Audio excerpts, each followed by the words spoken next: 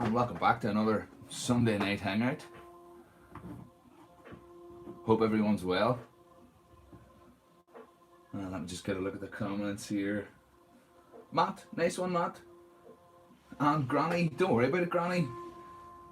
There'll be plenty of other times to get caught up. Don't worry about it at all. But yeah, if you don't already know, I'm just finishing off Crumbat and Crumbat's buddy here. I've just made him some arms and legs from these Lego Technic ball joints.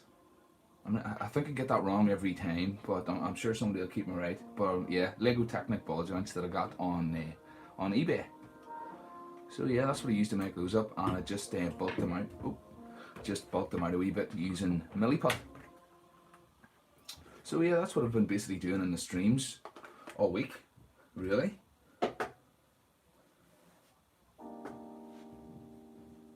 And the plan is tonight to try and get these guys wrapped up. I've got Crumbat here pretty much done. Arms and legs are on. He's extremely mobile, really happy with the mobility in his arms and legs. It's going to be really good for animating. And yesterday there I got this panel put on his front and just got a few rivets there just for the detail. I'm toying with the idea of putting a nose on. Let's see, just getting some blue tack. Just getting like a big blob of Milliput and kind of putting it in this sort of area. But we'll see. We'll see maybe when a few more people get here they can give me their opinion. But what I would do is I would smooth it all out nice and smooth, just so it looks like a big sort of lump metal panel or a tank or something, but just to kind of represent his nose. Yeah, I know. That's the idea anyway. But yeah, that's the plan tonight. Nothing too stressful. And like I said, hope everyone's well. And sure, let me know in the chat there if you're up to anything yourselves tonight, or just chilling out. Well, this is my form of chilling out anyway. Just get these eyes out of the way.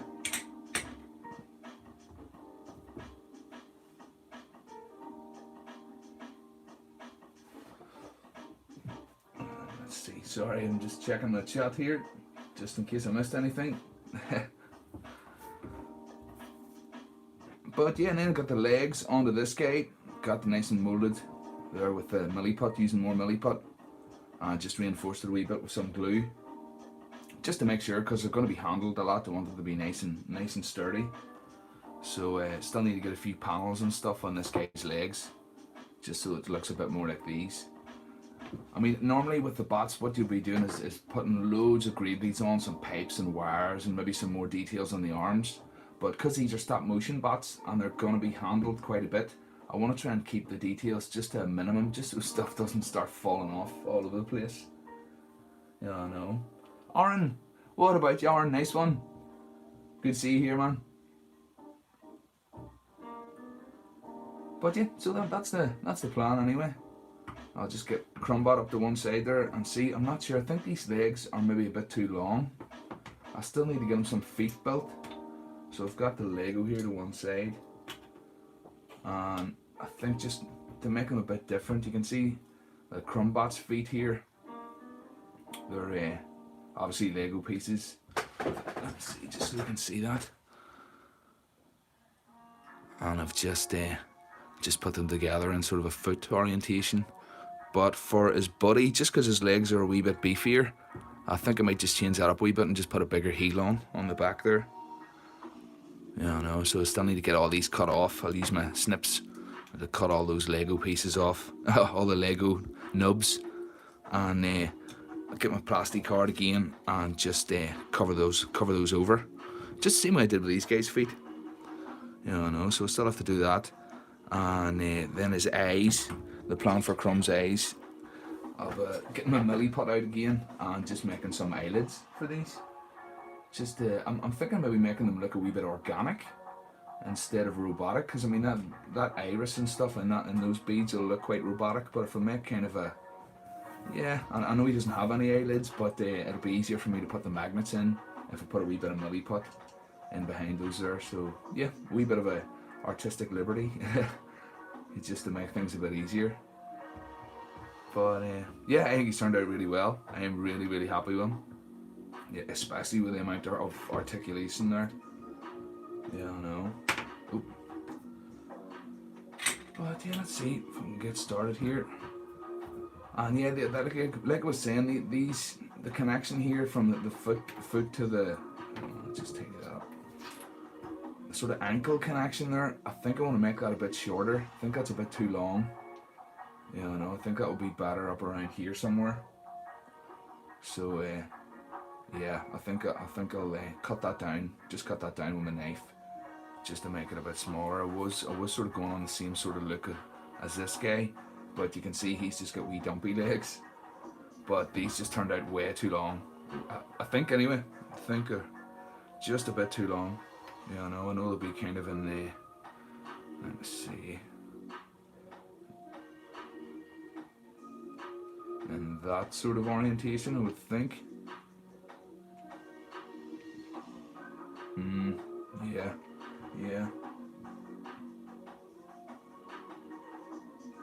Yeah, Matt, as you put the final touches on, can you yell, "It's alive, it's alive"? Yeah, will do. That maybe when the undercoat's on. That's generally when you get that feeling, when you get all the plastic covered up and everything's the same colour. And yeah, that's when you look at it and go, "Oh yeah, it's alive." But not quite at the minute. Yeah, I know. But like you can see the movement there that you can get with this guy, it's gonna be great. I'll probably do a wee bit of stop motion with him before I pack him up and send him off to Mark. But yeah, really happy with it. The extra effort is definitely worth it.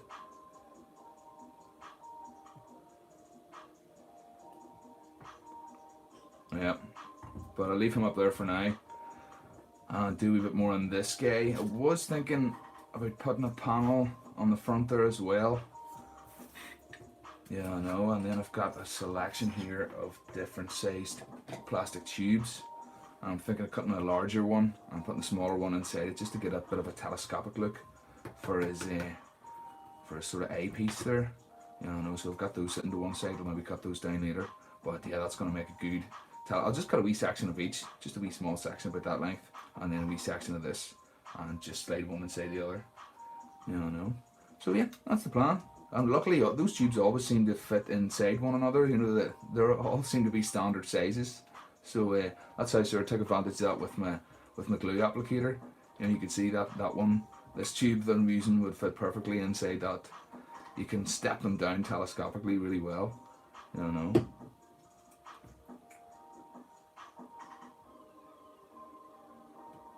But hello everyone, if you're just joining, feel free to jump in the chat there and say hello. Not doing anything too strenuous tonight, just some finishing touches on these guys. Oh, and I've a few more winners as well for the spider bots. I picked a few more winners, so I'll let you know who won those later on.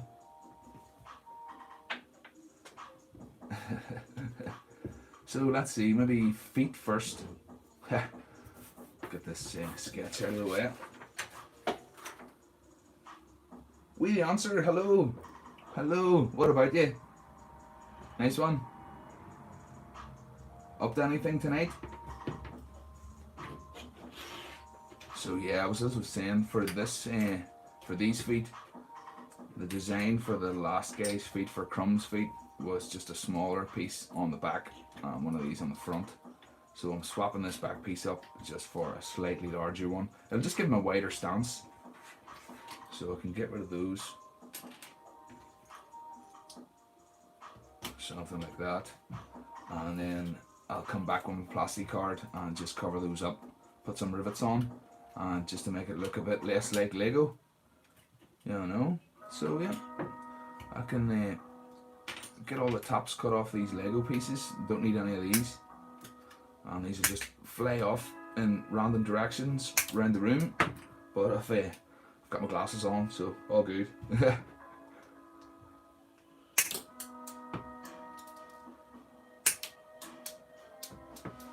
Hey, we the answer. It's 1 p.m. Sunday afternoon, west coast of Canada, just sitting back enjoying the stream. Glad to hear it, glad to hear it. That's what I like to hear. Just chilling, enjoying the stream. Good, good. You can let me know if that music's too loud. I changed the music tonight because on the last stream I got a copyright strike for the music apparently, but it was the same music I'd been using in every other stream, so I can't quite understand it. So apparently in the title of that one, this music is specifically for streaming. It's copyright free, so hopefully I don't get in trouble. You know, I might actually have to take the very last stream down, just to get rid of that copyright strike. There's not really much else I can do. But sometimes they go away, they get it wrong, and in my opinion, it's not. They're claiming that it's some song called Cloud, I don't know, Dream Clouds or something, some lo-fi song. But I listened to it and it's definitely not it. It sounds very similar, but it's definitely not it. So yeah. Oh, sorry, Tom. Nice one, Tom. Good to have you here, man. Aaron, nice one. Thank you, Aaron. I'm all cool. Making your first spaceship. And send me some pics when you get it finished. I'll show it off. Yeah, I know. I love seeing other people's stuff. So nice one, Aaron. There's another Aaron in. Ali Rojas, hello. Ali, nice one. What about you, man? If anybody wants a wee recap of what I'm up to tonight, give me a shout there. I don't mind recapping. But at the minute here, I'm just prepping these pieces of Lego just to put them together for feet for this guy. So that's the plan. Just making sure I'm not cutting off the wrong stud.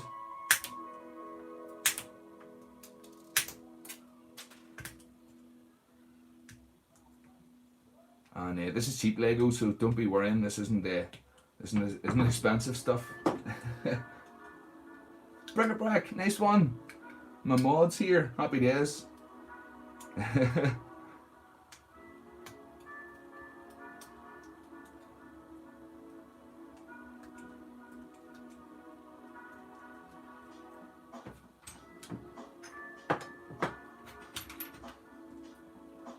So you can see now, that just means I can cover those up with my plastic card, and they'll just look a bit less like Lego. And bric-a-brac, yeah, cheap Lego is the best Lego. You got it. It's the most Lego I've ever had in my entire life. Box of cheap Lego, brilliant. And you don't feel bad about butchering it.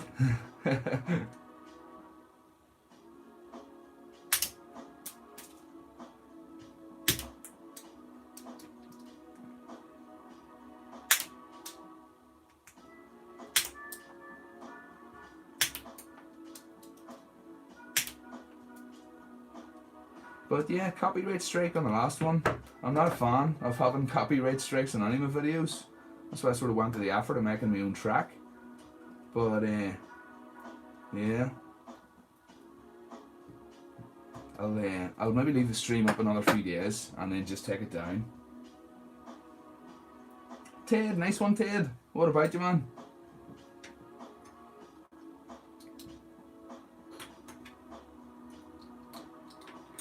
Yeah, that's good.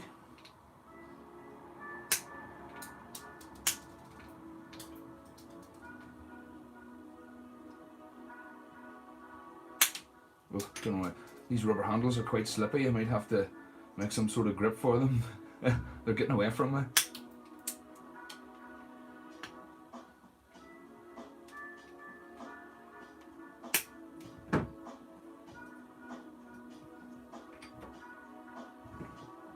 Anybody else just jump in there? Feel free to say hello in the chat. Don't be a stranger or a lurker.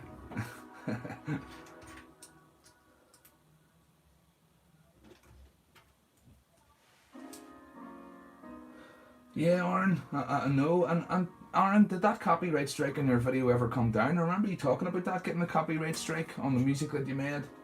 And yeah, did that still stay on, that copyright strike? And nice one, Ali, making a motorcycle miniature. Happy days, yeah. Don't forget to show me it when you're finished. Motorbike miniature, very cool. So I'll just give these a quick sand, just to get them flat.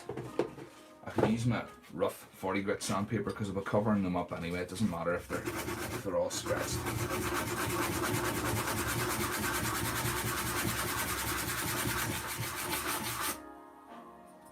Excuse the noise, sorry.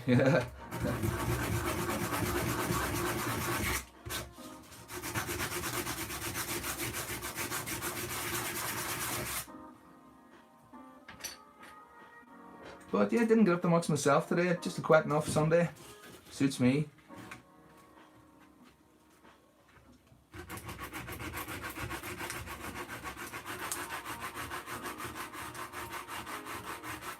And no, Aaron, it didn't come off. That's wild. That's wild. Yeah, that's annoying. Because, I mean, it has happened to me in the past where I've got a copyright strike and within maybe 24, 48 hours, the strike just disappears. But on this one, I can appeal it. But apparently you only get something like 3 appeals. And I don't really want to risk it, especially not just for a stream. The streams aren't that popular, you know, so I think it'd be safer just deleting it. You know. Oh, nice one, Brickerback, thank you. Posting Aaron's channel there. Make sure you go check out Aaron's channel.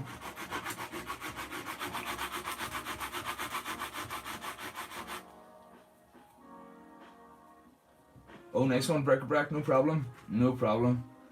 Just be easy. I'll go for a couple of hours, or well, until I run out of steam. What about that? Yeah, I know. But all good, man. All good.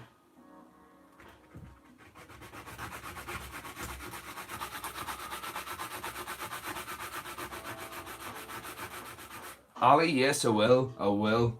Be careful with the dust, alright. I've got the window open here and the door in the room's open as well. But I'll not be doing too much plastic sanding. Definitely not. Yeah, no, I'm just really taking these high points off. Jip, thanks for the concern.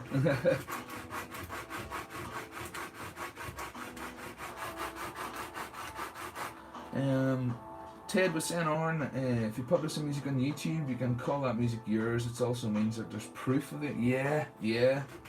There might be a way around it, alright. But flip, when you're, as you know, when you're a small YouTuber, do you really want to get into all that? Yeah, no, it's just all a bit intimidating.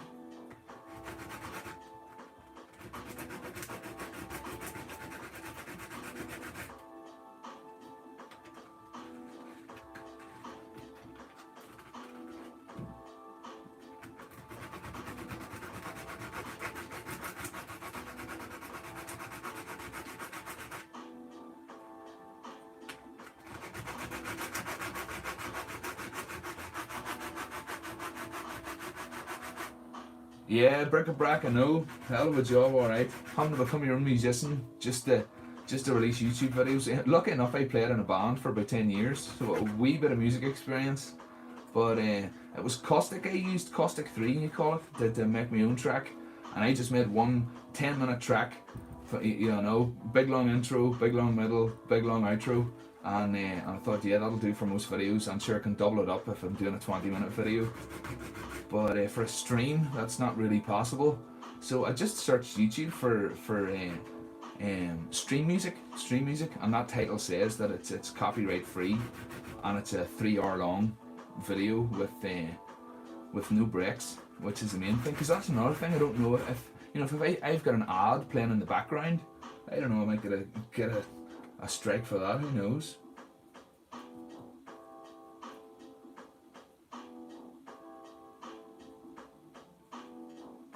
And I did, and I said it wasn't unless I learned the piano, drums and flute. Yeah, stick to copyright free, yeah. Those the free music archive is the one I would have used a long time ago. It's a very outdated website, but the archive's still there. And there was a band broke for free. It was similar music to what I have on now. You know, it wasn't too heavy and it wasn't too sort of offensive.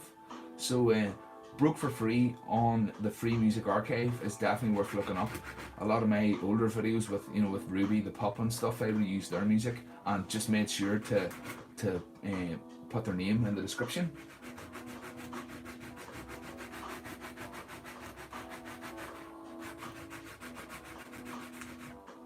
And yeah, bric-a-brac, yeah, there is videos out there designed for stuff like this. It sometimes it can be tricky just finding ones that don't have ads anymore.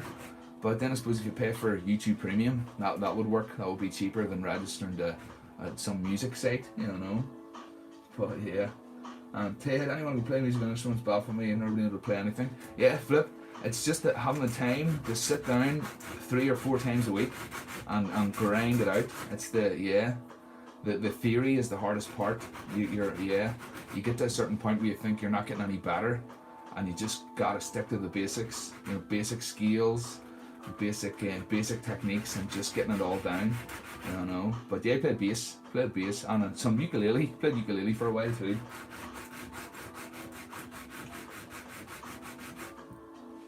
And yeah, bric-a-brac, low key. That's it. Broke for free. I thought the title was quite good. Broke for free. Musicians that are letting their music be used for free are called broke for free. But yeah, nice low key music.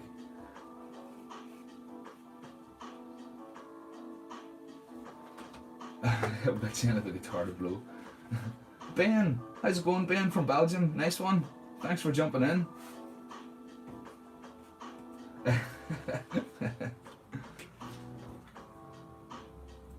So I think these are good. What I'll do is, let me see, I'll get my hoover first, get rid of this dust. Excuse the noise, 1 second.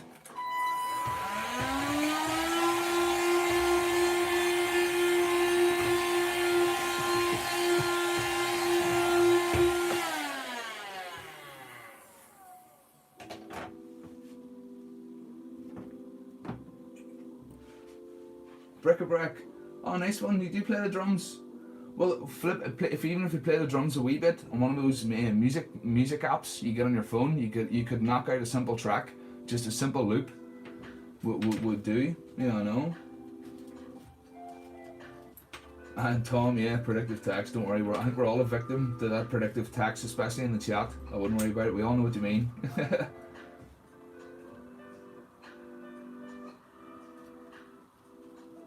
Okay, Ted.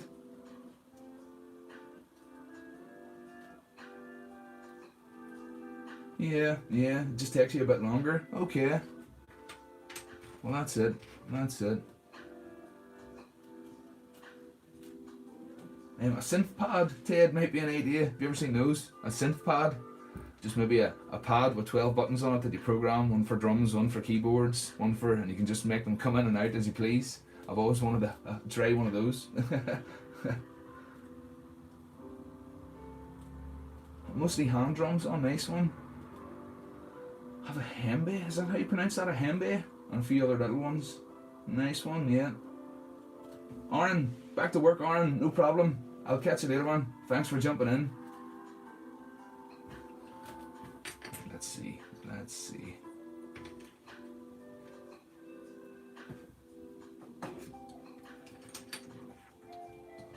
Just give these a scratch up with my Stanley knife. Just everywhere that's going to be in contact.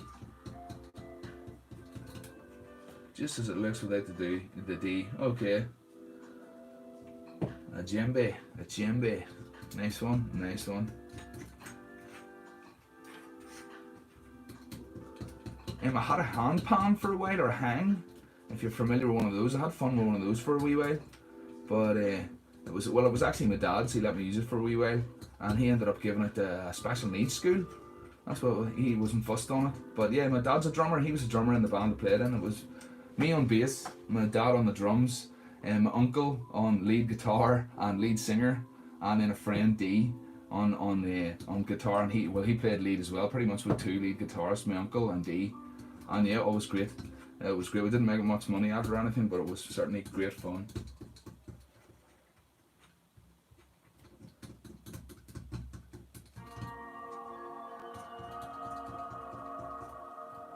And Ted, yeah, one of my unitmates had a synth and a little MIDI keyboard. Was like sci-fi to me. Yeah.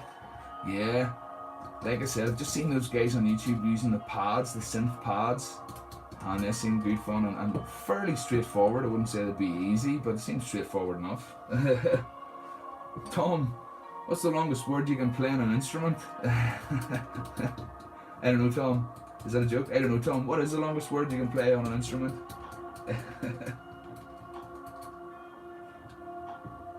King Pope Caesar, what is up? King Pope, nice one. Great to have you here, man. What is up? I know, Matt. What about that there? King Pope in the house.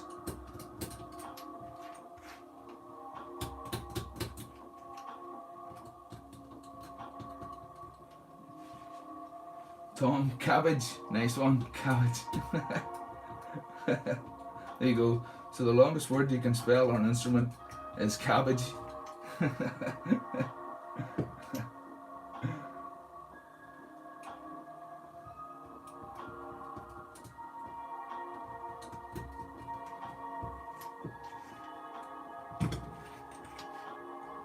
I suppose better fill in anybody that's new on the stream for the first time. These are sketches that I've been coming up with for it's actually a commission build for Mark. So he came up with the idea that he liked Crumb from Real Monsters. So I tried to convert Crumb into some sort of bot. So this is a Crumb bot, and the idea of the articulation. And normally I wouldn't articulate any of my builds, but I got my hands on some of these Connects ball joints. So I've just filled those out with a wee bit of milliput and just give them a wee bit of structure, and that means you can use it for start-stop animation. You know, and then we'll be making some eyes from these beads. Put some magnets in the back. You know. But yeah, so that's what I've been doing past few streams, and just finishing up. And Mark has been patiently waiting for these guys, so I just need to get some feet made for this guy. This is Crumbot's body just, and get some final details done.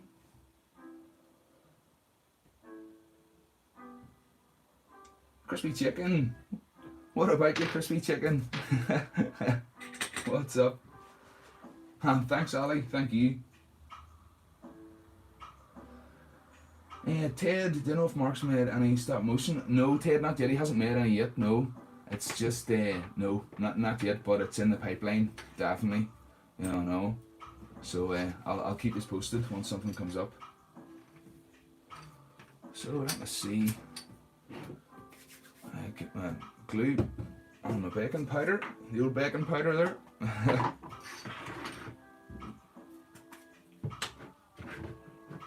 And I should really hit those with a blowtorch first, just to make sure. This is a new thing I've been doing, just annealing the plastic with a blowtorch first. It just seems to help it stick. So let me see, just get my coffee can.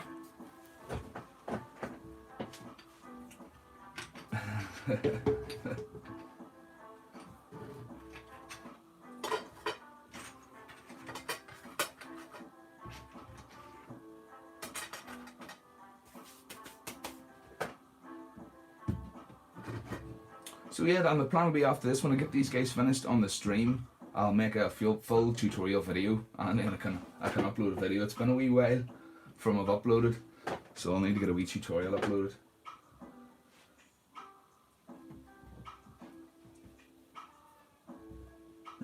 King Pope, where can I see the Pyromac? Oh, there should be a video for it in on my channel there. Or on Instagram, I suppose you could see it, but either that, I'm sure Matt will sort you out with a picture there. And Ted, I can definitely feel for him. Stop motion text ages is worse than paper. And yeah, Ted, I know.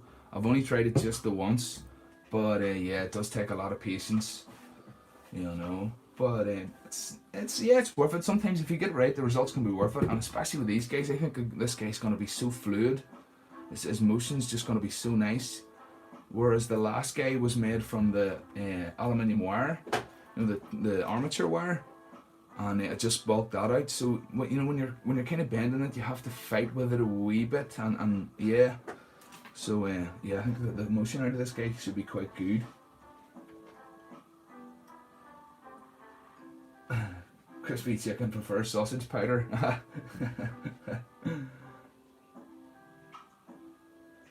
And yeah, Bric-a-Brac Craftsman, yeah, Craftsman did it for painting. Yeah, he was saying annealing the plastic helps the paint stick. And then there was, it wasn't Miniature Hobbyist, was it Boyle Hobby Time, I think it might have been. He was using it, he had a model kit, an old model kit, and the plastic wasn't sticking very well. So he tried hitting it with a blowtorch first, and it seemed to help the glue adhere much, much better. So it seems to work for gluing as well.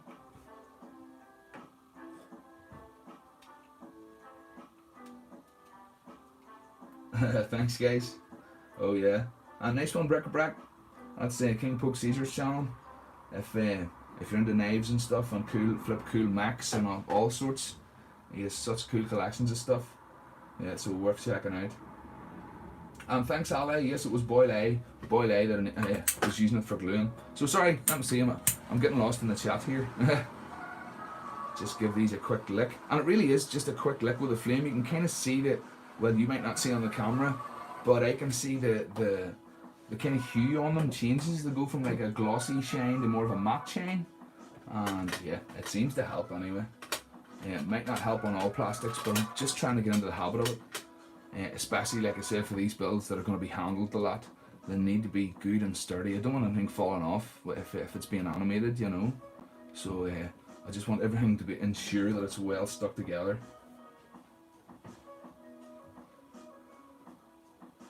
And it was on Granny Grating, I think. Yeah, crispy chicken. As far as I remember, it was a model kit for like a small sort of horse-drawn cart or something. I know it was like a yellow plastic in a model kit, and he was definitely struggling getting it to stick. And the blowtorch did help. I know. Oh, nice one, Bric-a-Brac. Oh, happy days. Thank you.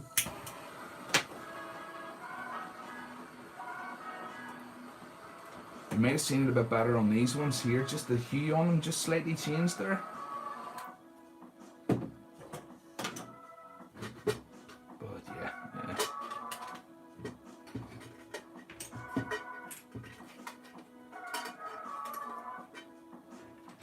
Oh yeah, King Pope. That's Bric-a-Brac, my moderator. I've got Bric-a-Brac as a moderator and Qjin, and both of them do great jobs. You never know, Qjin might jump in later. So before I stick these together, I'm just going to knock all the edges back. Just take my Stanley knife here and just sort of take those edges back a wee bit, just so they don't look as much like Lego. And plus, with them being feet, they've obviously took a lot of wear and tear and been knocked around a bit. So I want to make sure they're not perfectly square edges. It just makes sense to knock them down a bit.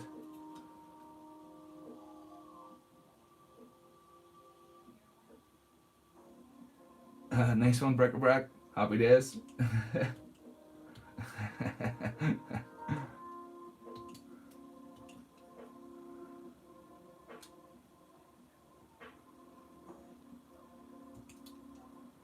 In case you are wondering, I've got my girlfriend's phone just sitting to one side here, and it means I can just keep an eye on the chat, because obviously my phone is in the tripod, you know. So that's what I'm up to. If I ever get lost over here to my left hand side, that's what I'm doing. I'm lost in the chat.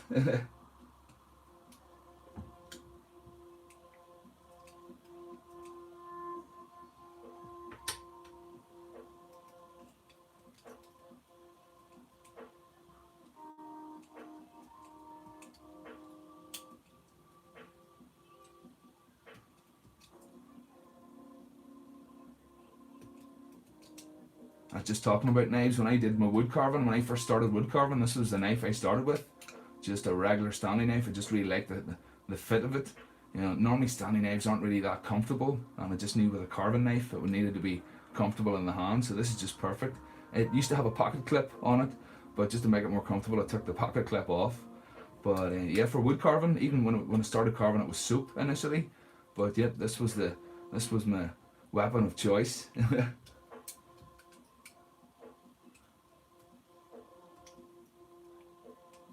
I think that's why I always, even when I'm building Macs, I always find some excuse to carve or whittle something.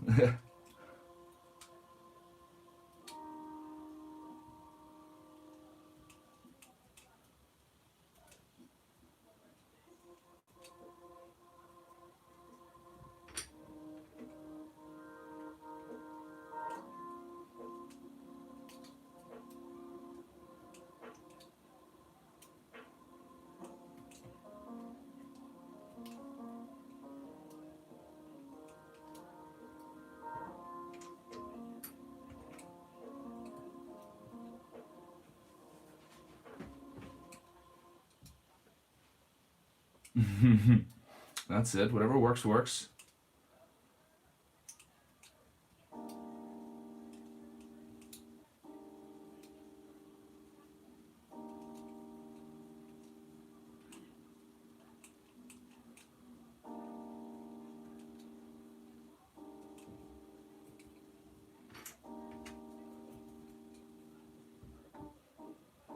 King Pope's here to learn. Next one.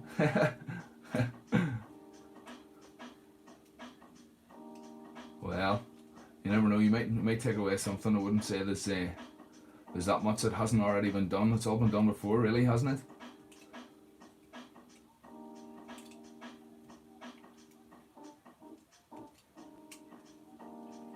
And remember, like I always say, guys, for anybody, if you're working on any projects or anything, leave me emails in most of the descriptions. If you want to send me in some pics, I'll always show them off in the videos. So feel free to send me your projects.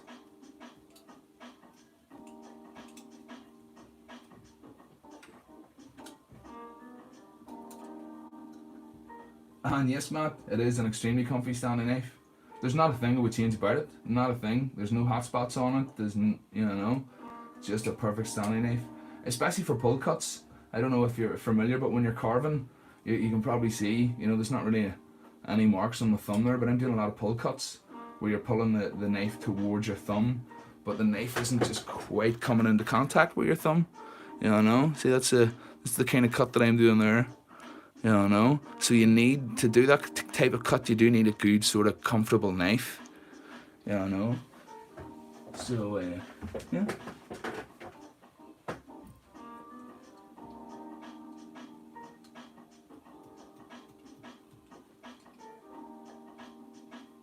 And bric-a-brac, yeah, that is true. I suppose that is true.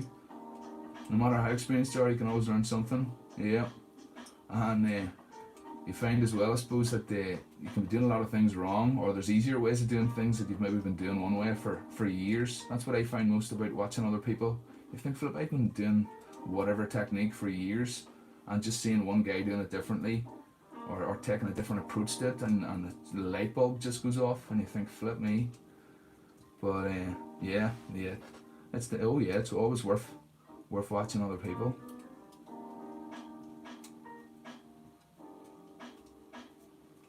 But Flip, it's in my YouTube description. I use it in my YouTube description that I've learned an awful lot from other YouTubers, and really the whole purpose of my channel was just to try and pay that forward. Try and pass that knowledge on. So sorry, give me 1 second. Just get my Hoover out again. Crispy Chicken sent a picture of a spaceship. Made it. Nice one, Crispy Chicken. Happy days. I'll get a wee look at that after the stream. And Terrain, I did that last month and put a fresh blade and slice my thumb. Oh, yeah, fresh blades can get you alright. They bite hard, don't they? Especially Stanley knife blades that come out of those packets, razor sharp, But yep, sorry, 1 second, Hoover.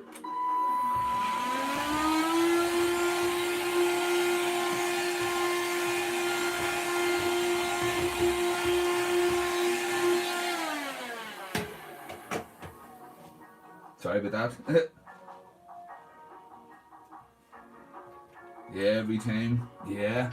I remember the first time I got a brand new carving knife. It was the first ever carving knife I got. It was just a flex cut. And it was carving, and I shouldn't have been doing it. It was carving just a small sort of Christmas decoration on the sofa. And the piece that it was working on broke. And the knife went right down the back of my finger and took the whole back of my finger off. And yeah, it was the worst cut ever done, and yeah, I had to stop carving for months. And I don't know if you see, when I'm working with something, I sort of always keep this finger out. If I'm lifting something and if I'm holding something down, this finger always seems to get left out. Just since that injury,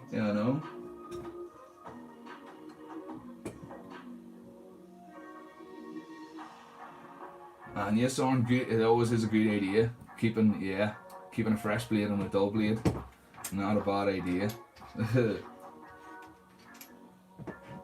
And King Poplin for the final product. Thank you, man.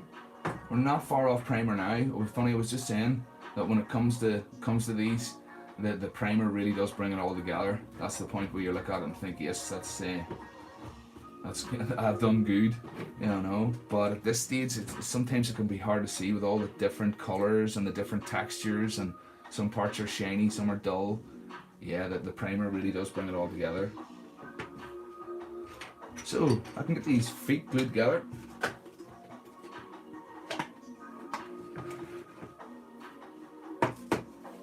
And yeah, me too, man. I love some good Mac and tech. That's why I enjoy your channel. Some stuff we've never seen before. Those ballad songs, I really enjoy looking at those ballad songs. I hope I'm pronouncing that right. But yeah, it's just cool to see things you don't normally see.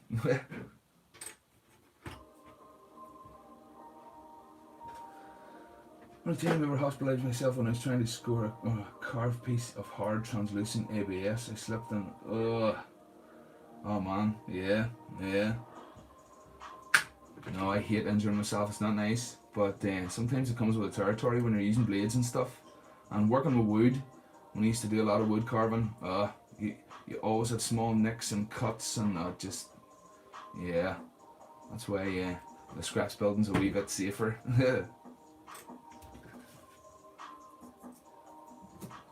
Just scratch the edge of this up with my knife, just to give that glue some teeth.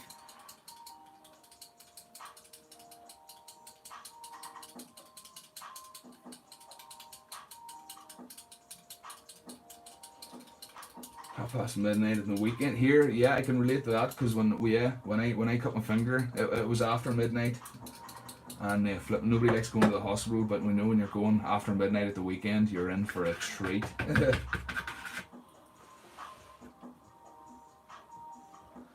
Crispy Chicken, who got me into scratch building? Yeah, the channel, to be honest, Crispy Chicken, the channel was never really about anything. It was really just posting for myself. Just between my dog Ruby, the staffy, I was training her up, and the trainer sort of suggested to start taking videos, so I was doing that. And then at the time, I was doing a wee bit of carving, tiki carving, so I uploaded those videos, and those videos did quite well. But at the time, my channel wasn't monetized, and and then I got out of sort of crafting when the pandemic hit, because I didn't have the budget for buying materials. And then I came across Bill Making Stuff's channel, literally his second video, and I seen the stuff he was doing. I thought, there's a wealth of materials right out there in the recycling. So I went straight out to the bin and brought in all the junk I could find, and made this guy. This is my first ever build. This was like an egg and some ping pong balls there on the shoulders, and some spoons for hands with toothpicks.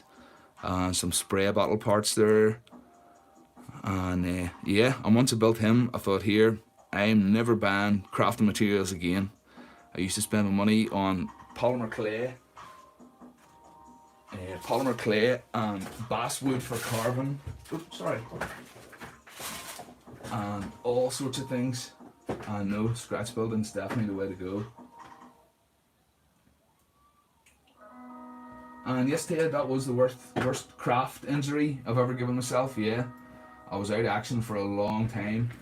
And it wasn't nice. The hospital didn't really know what to do with it, and in the end, they didn't actually stitch it. They just kind of paper stitched it. But man, it was a nasty cut. It wasn't even a cut. It was a skinning.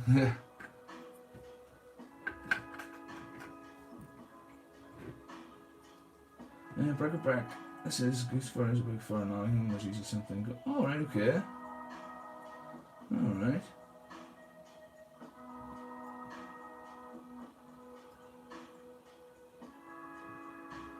Thanks guys, that was my first bat. And like I say, my background was wood carving and sculpting. And I miss the wood carving sometimes, but I don't miss the injuries that come along with it, and constantly having to strap knives. I don't know, Matt and King Pope will probably tell you, using knives regular, especially carving knives, you may be carving for 15 or 20 minutes and then you have to strap it. And actually made, that's another thing I can show you, a homemade strap. So normally when you buy a strap, it's like a piece of leather, maybe about this size, and it's on a block of wood, and you take your knife and you run it up and down it, and you put the edge back on it, and it saves you having to put it on stone. So it would be a piece of leather, and you would put some like jeweler's rouge or whatever on it, just a bit of a cutting compound, just to polish the blade. And this is normally the size it would come in. About that size is about right, and it would be about this thick. But I couldn't have that, so I made a few of these. It's pretty much about the length of your arm. Nice comfy handle on it, and it means you can get a big long, when you're strapping, you can get a big long stroke, and it means you don't have to strap it for half as long, and then you turn it over and that's just clean leather, and then you just do your final few straps on that. But yeah, anybody that's strapping knives an awful lot or using knives, even a craft knife, I would highly recommend making yourself a strap, without a doubt. And yeah, Ted, yeah, it's pretty much a solid barber strap. What happens is with a barber strap, because the strap's flexible, that blade is coming to such a point, it's just a tiny piece of foil, and as they're using it, the foil has sort of started peeling on the edges. So that strap is just straightening out all those edges as they're pulling that along the strap. But it's very flexible. That's why that strap has to be curved. It has a bit of flex in it. Whereas a blade like this, you want the point to be strong. You don't want that piece of foil on the end of it. So a stiff strap will actually move that foil sort of back and forward, and then it'll break off, and that edge will be nice and polished. But yeah, this is all the stuff that you have to learn when you're constantly using wood carving knives, and I didn't enjoy it. I had to force myself to learn it, and obviously speaking through guys that were more experienced than me. But yeah, sorry for going on about it.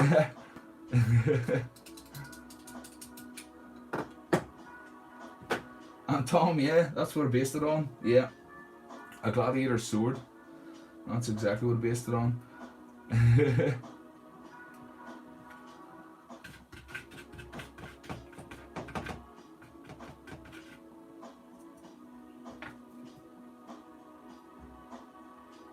And King Pope, yeah, routine maintenance, you got it, routine maintenance.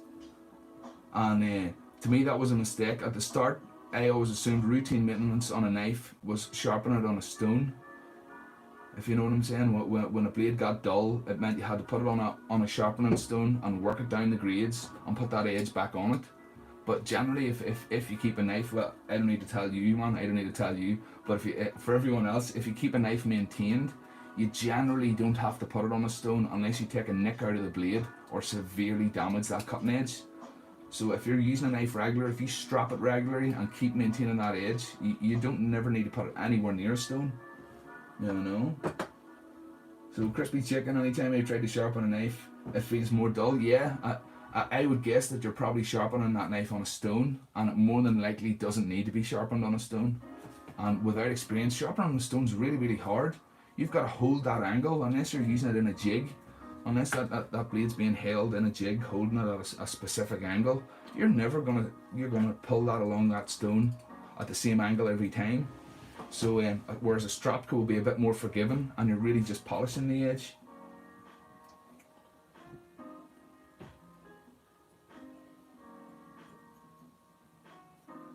Yeah, Ted, yeah, that's it. How to sharpen chisels, and that's a skill, man. Yeah, that's a skill.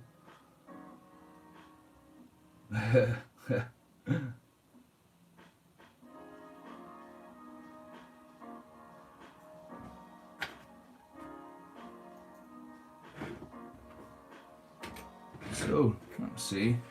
Man, I've been sorry, I've been waffling. I should get these feet together.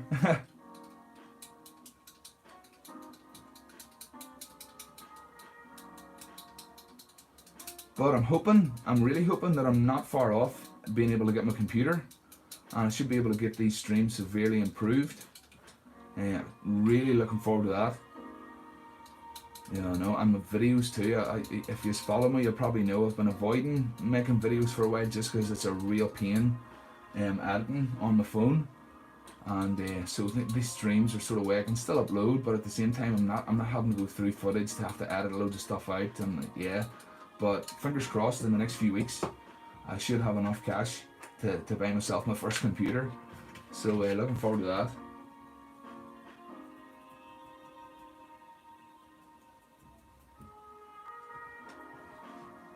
I remember a guy telling me for testing the sharpness, just when you were saying there about shaving with the arm.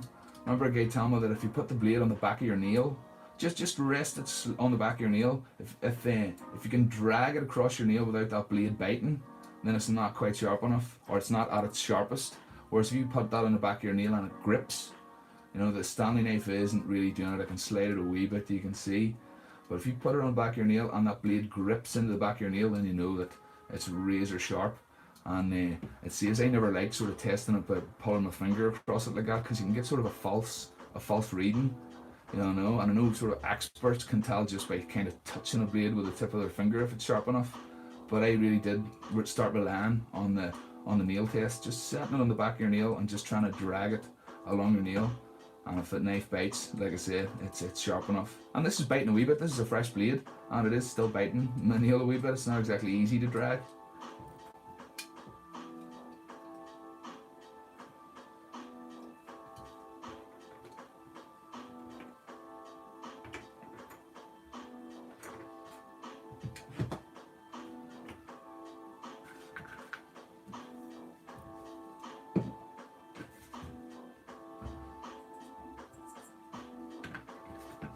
Well, let me see, I'll maybe close this window now that I've stopped sanding. It's getting a bit cold in here. There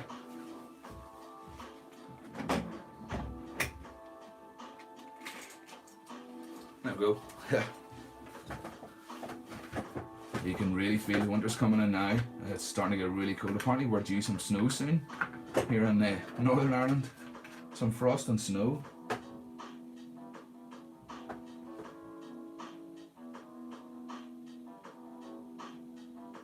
Ted, yeah, the finger one feeling for that burr. Yeah, I know what you mean.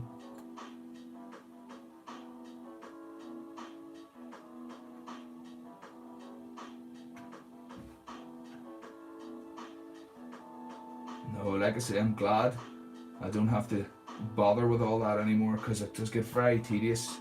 I mean, you've got all your knives, then all your gouges and all your V-tools, and sharpening them just becomes a real pain. And obviously you want to keep them sharp. I mean, they're not cheap. You don't want to get them to the point where you have to put them on a stone, especially when you don't have experience. So the last thing you want to do is put a knife, you know, carving knife you've paid maybe 25-30 quid for, and put it on a stone and ruin it. So yeah, keeping them well maintained is the way to go. Crispy chicken. It's been snowing in Chicago. My word. My word. Now, I don't mind the snow so much. I don't mind the snow. The heat, I'm no good in the heat at all. Summertime, I'm no good. I get heat stroke awful easily for some reason.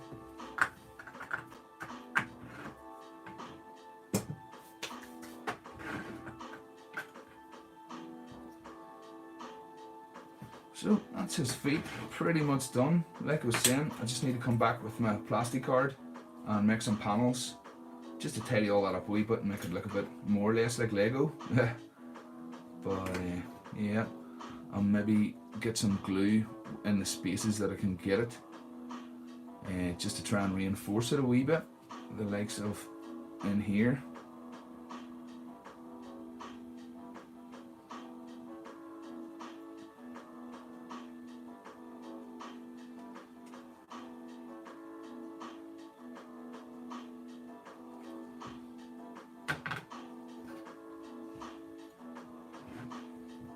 Ted, you never get snow. You never get snow. Well, maybe that's not so bad.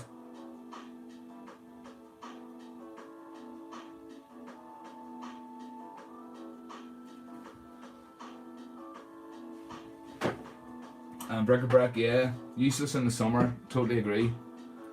Laying on the cold tile floor, that's my favourite thing to do in the summer. Yeah. Or going in the ocean, just going in the ocean and staying in the ocean. I love that.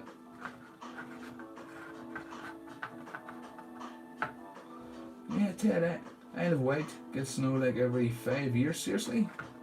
The Isle of Wight, my word.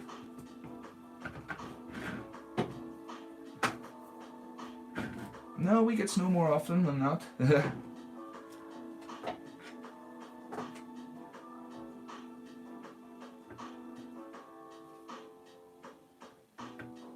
Just following that up with some baking powder, just to get it into those crevices. And then the plan with the feet would be to put some magnets on the bottom here, just to make the feet magnetic. It'll make it much easier for doing the start-stop animation with.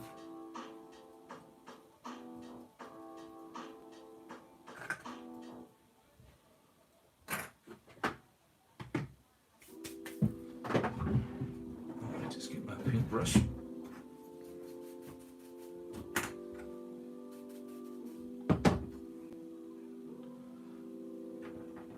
And then I was saying, for this guy's legs, I think this ankle part is just a bit too long. I think I could do with being a bit shorter.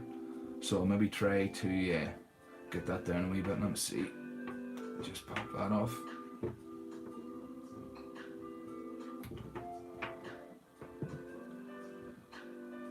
Now if I score this with a knife, I might be able to just snap it off. If I give it a good scoring first.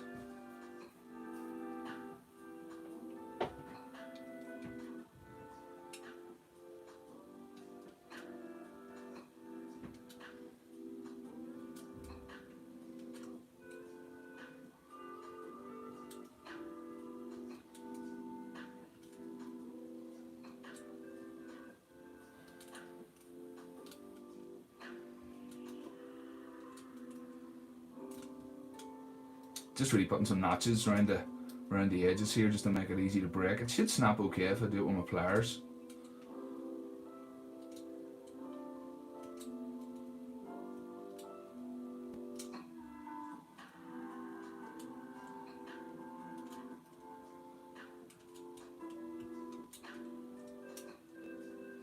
And that's a good thing about carving milliput too. It's not exactly dusty. It does stay in quite large chunks.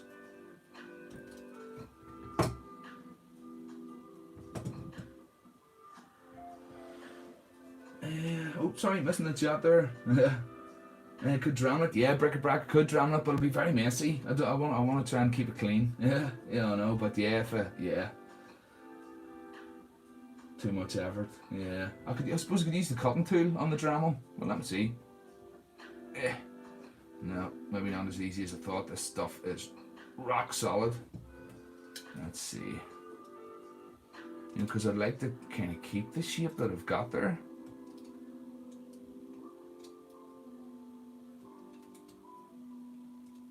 No, I'm fairly confident if we get into a wee bit more here, it should snap, no problem. He says, hopefully.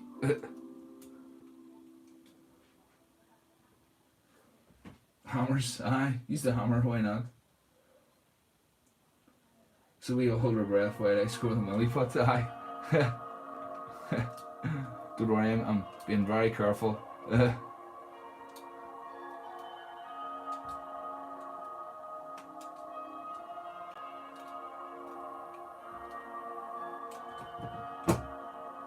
Yeah, the disc, sorry, yeah, that's what they meant, yeah.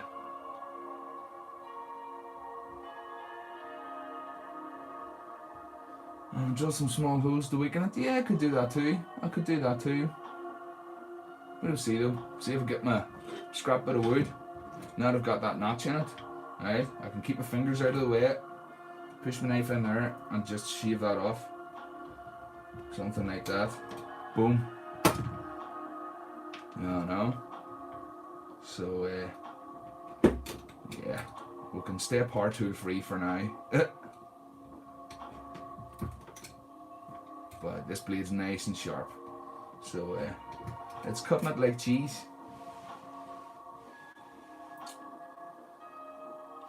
Pandaran Brewmaster.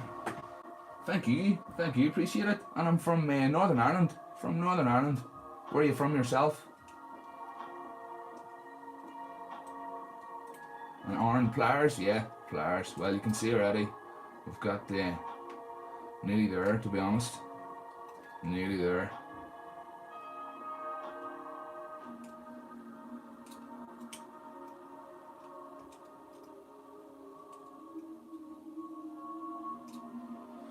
if I really wanted to, I could drill it into a peg shape and then drill a hole in the top of the foot. Ah, cheese. Just like cheese.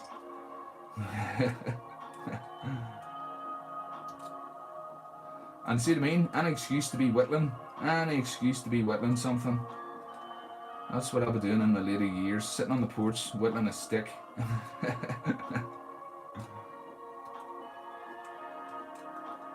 So there we go. You can see how quickly that just came down. Milliput's not so bad to be carving.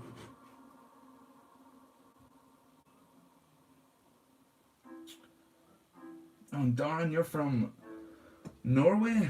Stavanger? I hope I'm pronouncing that right, I'm trying my best. Stavanger in Norway. Nice one. Well, I'm Northern Ireland here, just near Belfast. Not far from Belfast. Yeah, I know. At the place there where all the ruffians live. All. So, yeah, I think I'm gonna drill a hole and put that down in there. That'll make it nice and reinforced. Yeah, that'll do lovely. Yes, Andy, that's a great idea. I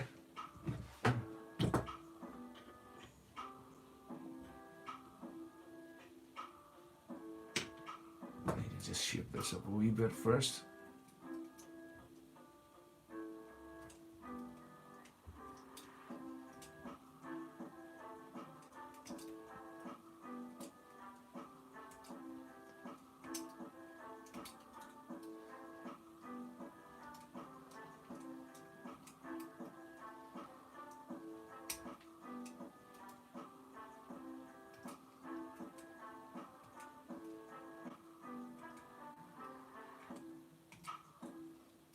Okay, that's a bit better.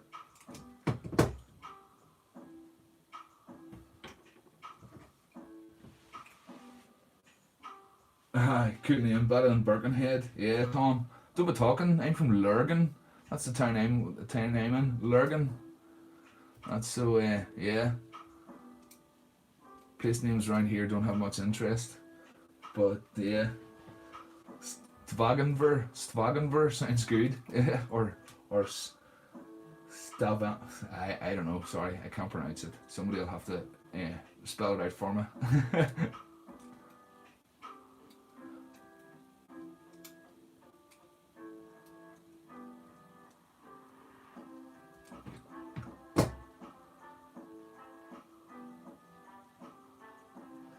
Ted, that's it. It's Ireland. We're all ruffins here. That's right.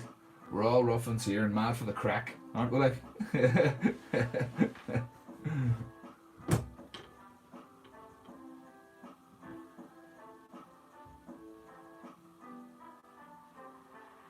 Okay.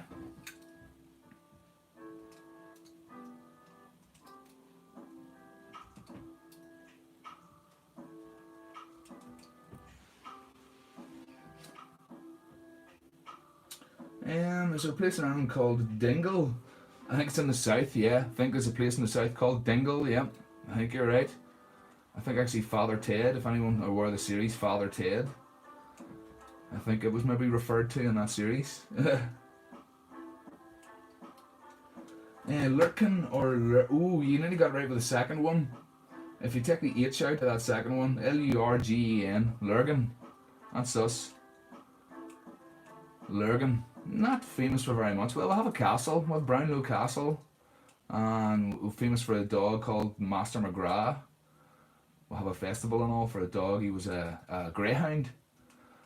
I can't remember what he played some role in the war, possibly, or I'm not too sure. I'm not clued up on local history, but yeah, it's a quite enough wee town. I suppose it's had its troubles, like any town really in Northern Ireland, but yeah, just keep yourself to yourself and stay away from all that. You don't really, times have changed a good bit. They're not as rough as they used to be.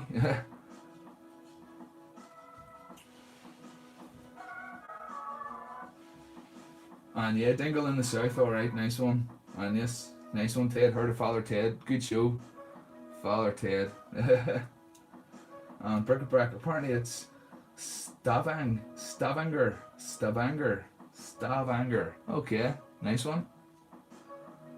I would say it would sound way better though in an accent.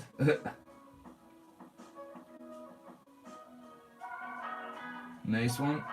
Good. Thank you. Thank you, Darren. I did an alright job. Good. I bluffed it.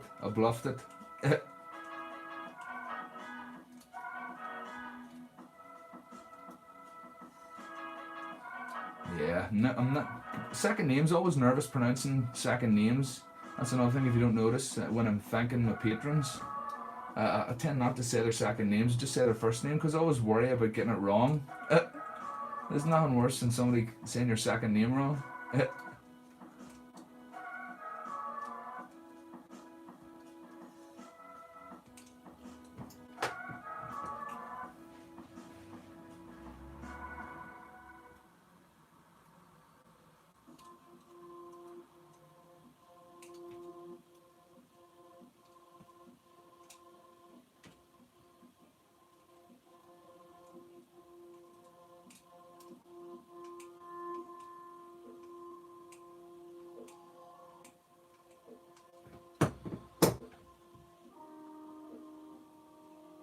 Okay, getting there.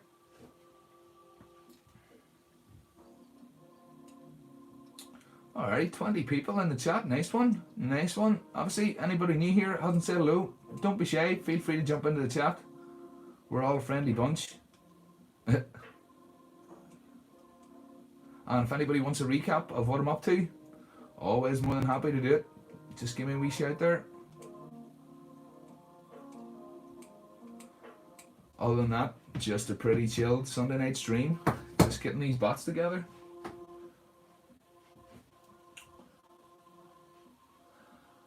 I didn't know Milliput was so easy carved. It's good to know. Can I ask how you made the joints? Certainly you can. And Milliput, yeah, Milliput's real nice to carve. Really nice, you can see that. This one started to sort of chip towards the bottom when it got a bit thinner. But I think it was just being a bit heavy-handed. It's not the end of the world, you know. But yeah, certainly I made the legs. Let me see. With these Connects ball joints, these are just some cheap ball joints that I got. They came in packs of 5 just on eBay. So I just filled them out a wee bit with Milliput. You can see they're in there. I had to cut these wee tabs off them first and glued them together in a few different arrangements. But yeah, and just filled it out with Milliput. Put some plastic card panels on. And I was saying, normally with details on bots and stuff, you would kind of cover them in greeblies, get some wires and some nice things poking out. But because these are stop motion bots and they're going to be handled quite a bit, I didn't want to put too much detail sticking out of them just so it would, there was to fall off. So I try to keep them as sort of clean as possible. Matt, you're new here. Nice one, Matt. What about you? Good to have you here, mate. And bric-a-brac, that's it. They don't bite unless you ask nicely.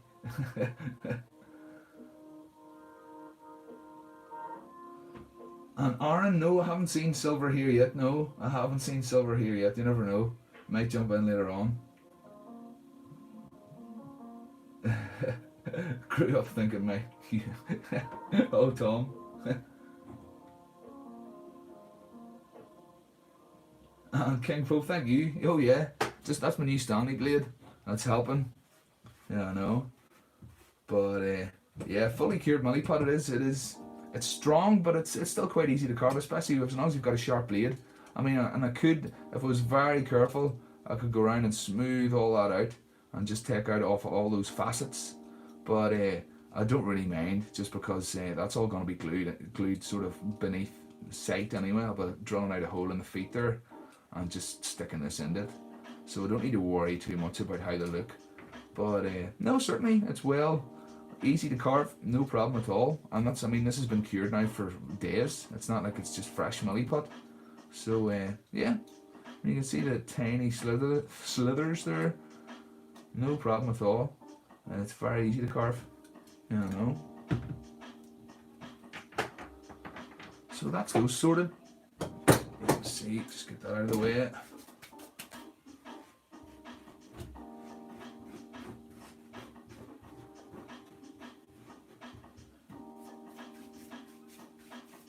And yeah, bric-a-brac, totally. Yeah, I could hit a wee sand. Actually, some of these, don't know if you can see, they were just a bit bumpy. I just hit them with a bit of sandpaper, just got them totally flat. Oh yeah, it sounds really, really well, Milliput. Really good. It's really versatile stuff. It really is. And not too expensive. You know, that full pack there, that was a fiver. You know, so I'll have to get some more.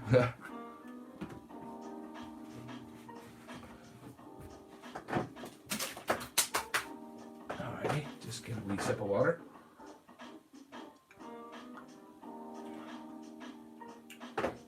And yes, bric-a-brac, that's the thing that surprised me most about Milliput.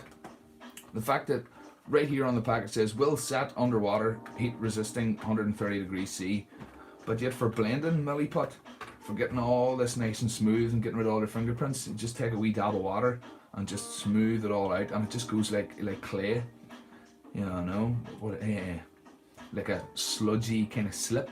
You know, they would use slip in clay, and yeah, you can blend edges together. You can see bits I've added here, really well blended. And yeah, that's what surprised me most about Milliput. To blend it with water, I would have thought you would have had to blend it with alcohol or spirits or something, but no, just plain old water.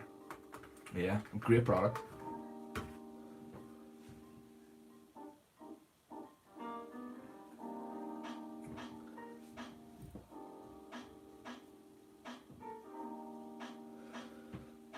Ben, have you ever had a headache or a runny nose when using so much glue? No, Ben, I haven't. No problems with that at all, no. The only thing that gave me problems was the car body filler. Yeah, a while back I used some car body filler and it left me with a headache for days, and I was using it outside, again for a model.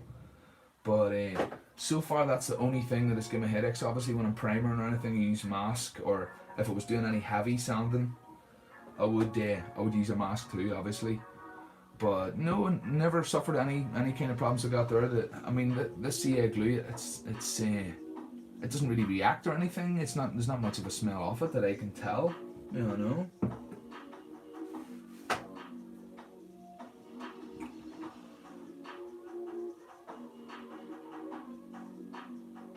Sarah, what about you, Sarah? Nice one. You made it all right.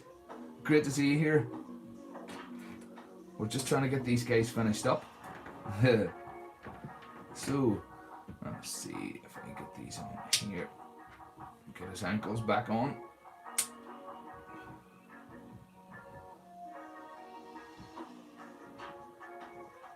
Just make sure everything's in the correct orientation. Oh yeah. Okay, so if I get these drilled out, get those glued in right there, and then just tidy it up a wee bit. I'll tidy up the connection a wee bit with some Milliput, just the same way I did it on the connection here to the body. And thank you, Sarah. Thank you. He's getting there. He's getting there. Right, Crumbot's pretty much finished.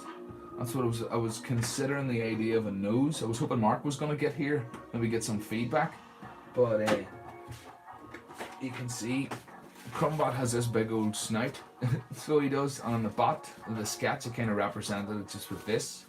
But I've put this panel on, and I'm very tempted to take a big old bit of Milliput. This is just blue tack, but just to show you, and stick on some kind of panel round about there.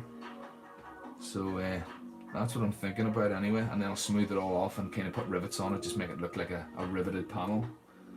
But yeah, that's what I'm thinking for Crumbot, for just to finish off his nose.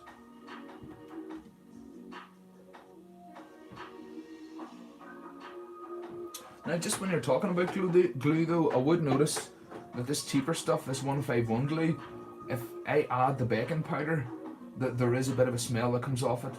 You know, this will be a cheaper, it's very, very runny, this 151.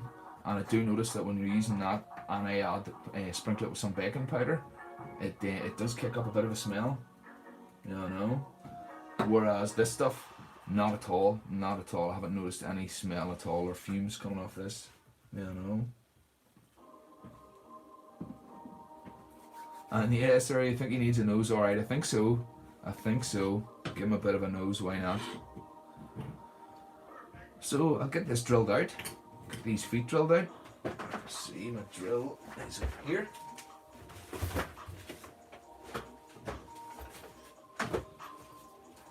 to get his feet on.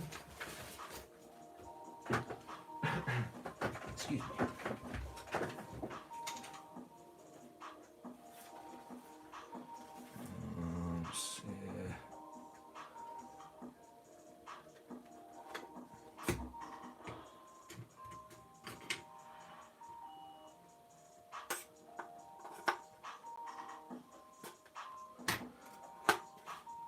Bric-a-brac, considering Crumb's nose is a big one, yeah.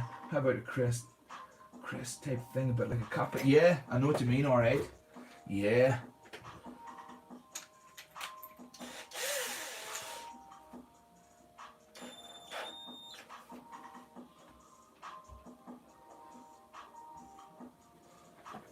Let's see. Just get my larger block of wood just so I don't drill through my my cutting mat.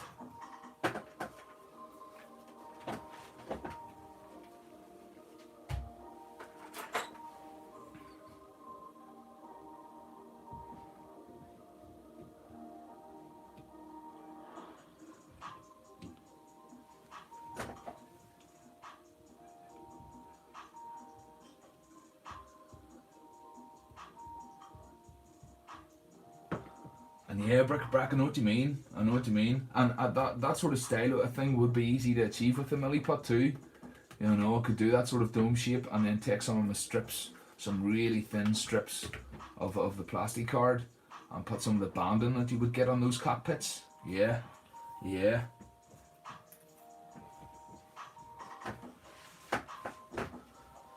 Alright, let's see if we can drill these without them exploding.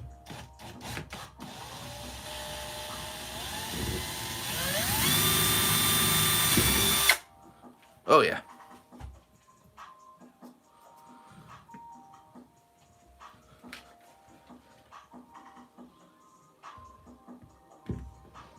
And when it comes to drilling these, I'm just sort of using the weight of the drill. I'm not really putting any pressure on it. I'm just making sure I hold it tight and letting the weight of the drill do all the cutting.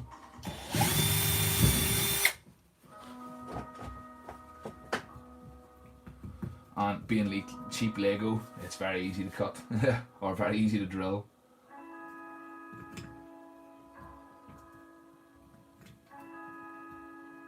Right, and then I just have another piece or drill bit here that I like to use. Let's see.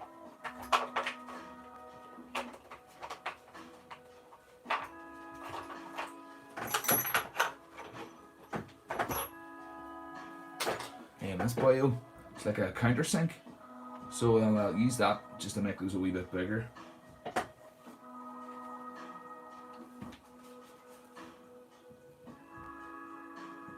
Oh, well spotted. That's because I was talking. I did drill those in different spots.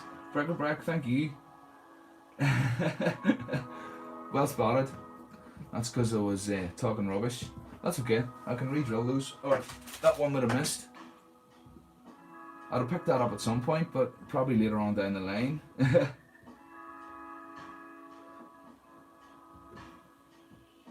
King Pope, thank you.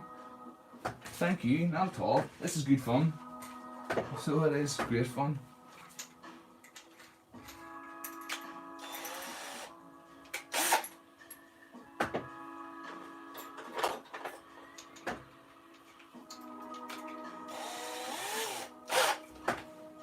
And yeah, bric-a-brac, good catch, alright. And yeah, Tom, that's exactly what it was. A deliberate mistake just to make sure everyone's watching. Yeah, but now I'll be covering those with plastic card anyway, so it's not the end of the world. But if I had of, went ahead and countersunk it, and yeah, it would have just been annoying later on down the line. So thank you, appreciate it. That's moderator there, doing his job, brilliant.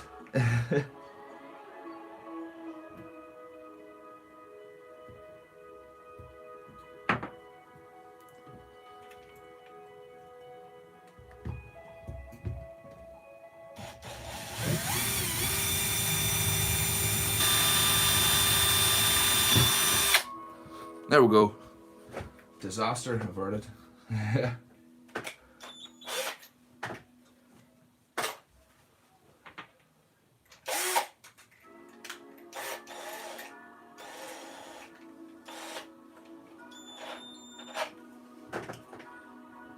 And again, just using my countersink.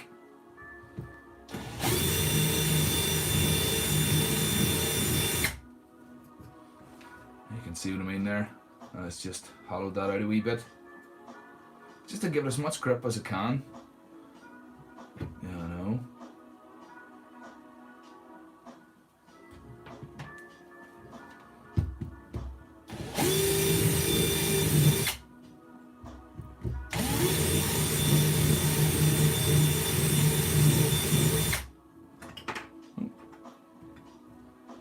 That should do it.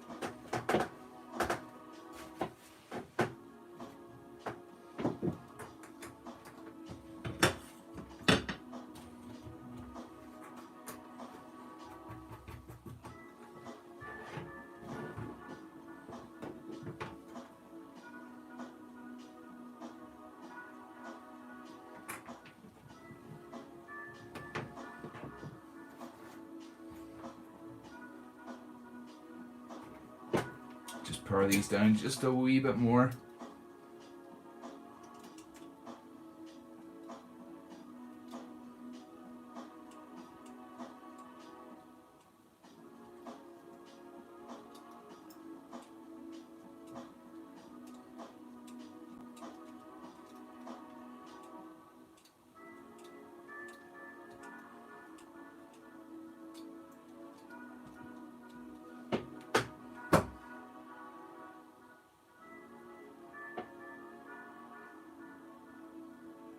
Sarah, nice one. Started a bits box. Oh, that's the first step.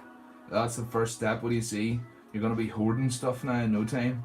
You'll be hooking in bins and throwing yourself over building site fences and well, whatever you're doing, just be careful. But nice one. Bits box first. That's the first step. And Matt, make sure you check out Keys and Craftastrophe and the Craftsman. Oh yeah, make sure you do that alright if you aren't already aware. Two great channels there. And Sarah, you don't know what you're making yet, Sarah? Don't worry about it. Something will come. Get your bits together first, and then at least you'll have some selection when it comes to building. But yeah. What do you see? Family and friends will be collecting for you and everything, bringing you their plastic rubbish.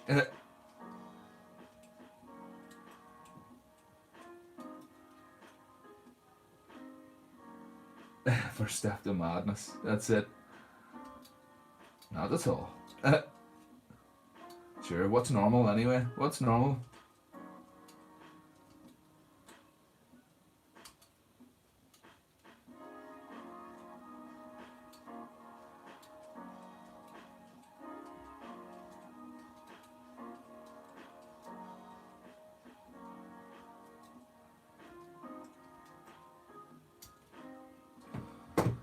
Okay.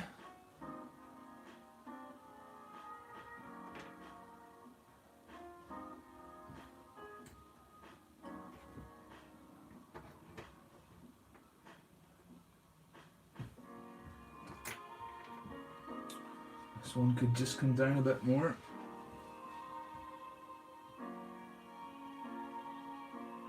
And yeah, that's a fair point. A lot of people did come to my channel from the Craftsman's channel or Keys and Teeny's channel, Keys and Craftastrophe. Yeah, I owe a lot to those guys. They give my channel a shout out way back when, pretty much doubled my subscriber count for me. So yeah, that's, if you're not aware, please do go and check them out and sure let them know I sent you.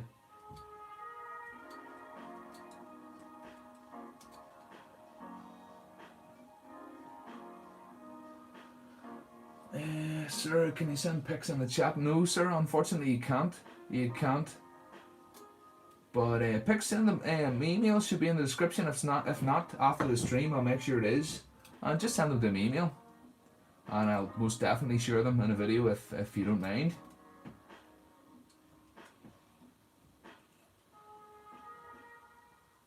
Carl Crafts. Okay.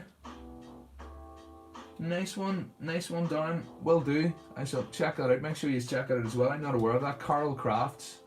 I'll have to get a wee look.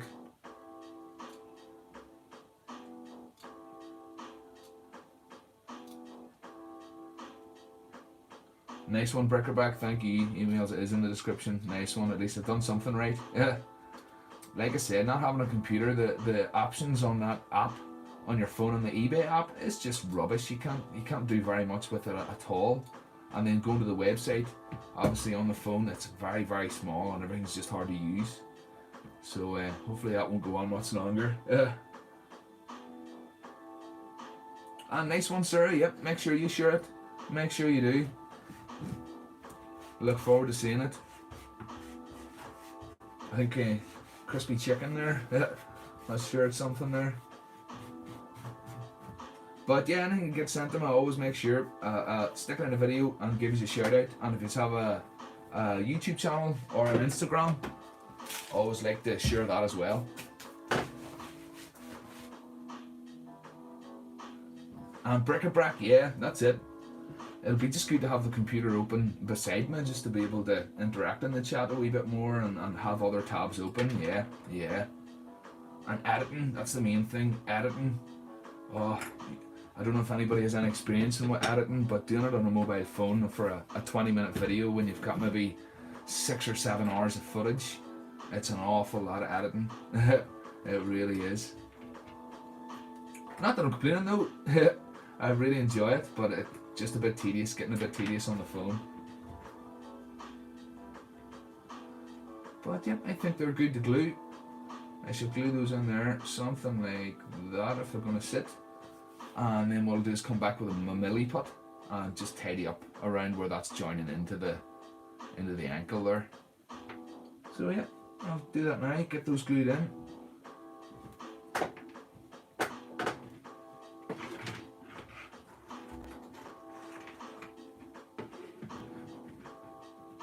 And bric-a-brac, no, not really.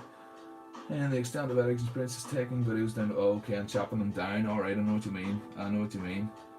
No, it's cool. It is obviously sitting down and skimming through. You know, say for example this. You know, if I was recording this tonight for a video, tomorrow what I would do is sit down on my phone and put the footage into a video editor and just kind of skim through it and see what bits that I can speed up or times two or what I need to cut out.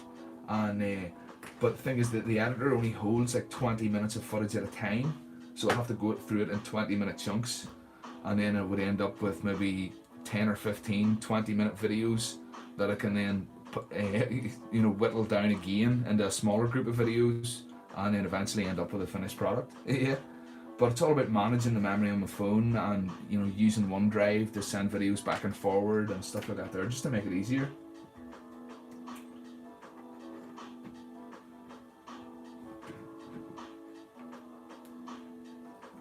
But I'll get there.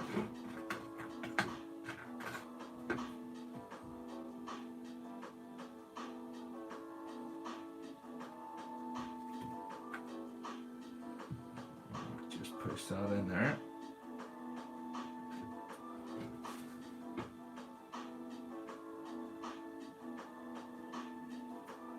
Ooh, you've crispy chicken shot music videos and bands have been in. Taking 40 hours plus just a low budget 3-minute video. Yeah, mate, that is a lot of work. That's a lot of work.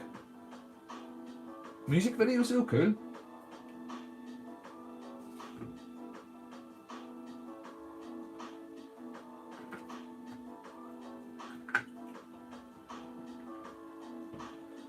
Shotcut, yes, funny, I've been watching YouTube videos on Shotcut. That looks like a good editor. Yeah, I've started just doing researching on different free editors. The fact that Shotcut's free, I think is very appealing. So yeah, that's one I'll definitely be giving a go. And the other one that was coming up was Filmora. It was another one, so I'll maybe give it a go too.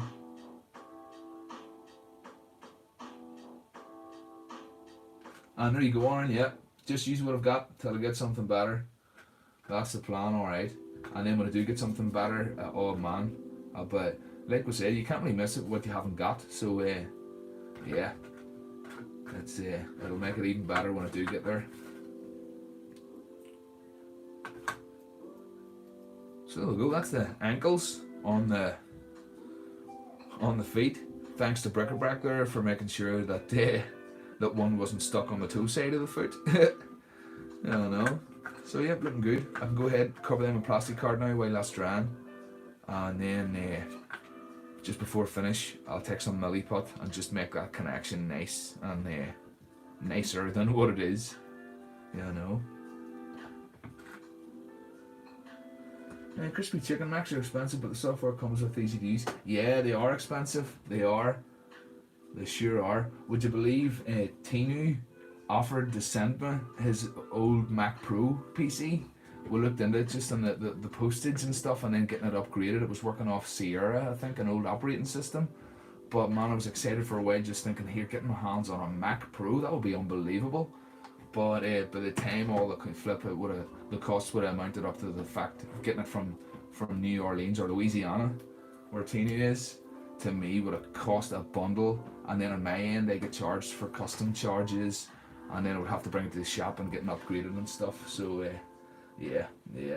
But it was nice of him. It was really nice of him to offer me that, like, you know. And it was cool getting a phone call from Tinu. It was very cool.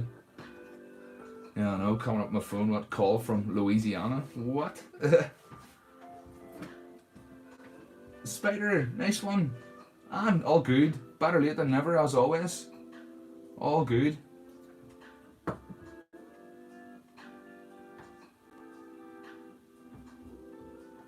Crispy chicken. Oh man, it's not too bad. Not at all. Not at all. It's good fun. Like I say, it is good fun doing all this. It's just, I never just expected it to take off the way it did, so I wasn't really prepared. But no, I'll get there. What do you see? Watch me go. There's no stopping me now. No stopping me. Really. I really enjoy doing this, and yeah, I'm looking forward to making a tutorial video on these guys, just to see it in a sort of 20-minute video. Yeah, I know. So and then on to the next one, as I say, on to the next one. Oh yeah, I as far as not being able to get the Mac Pro, I know. It was, like I said, it was exciting to think, because I mean, those things, man, they're expensive pieces of kit, so they are. But I know I could accept the fact that it would have been way too expensive to get it here, and then the money I would have had to put into it to get it serviceable, and obviously still needed a monitor and all, whatever else. You know, it was just the what would you call it, the desktop itself.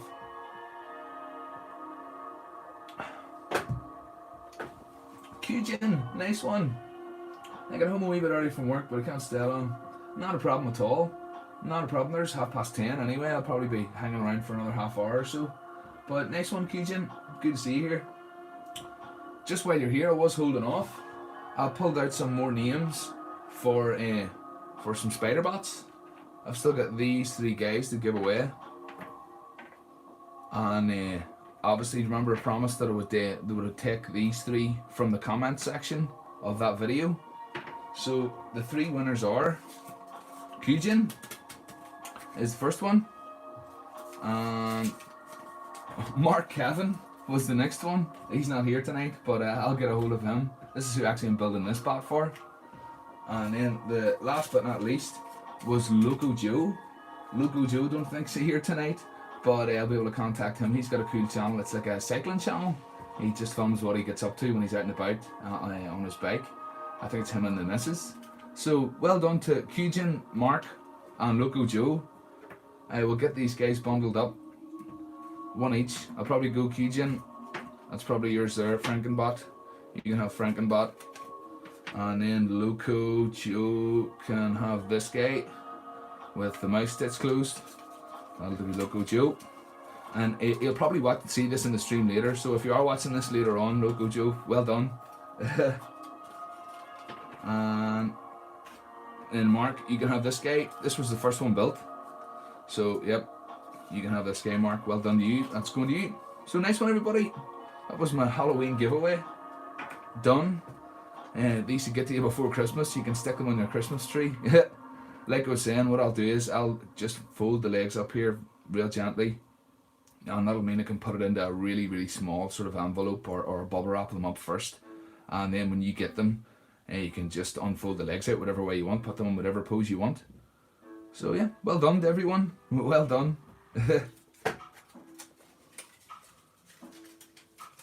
And Q-Gen, you're very welcome. You're very welcome.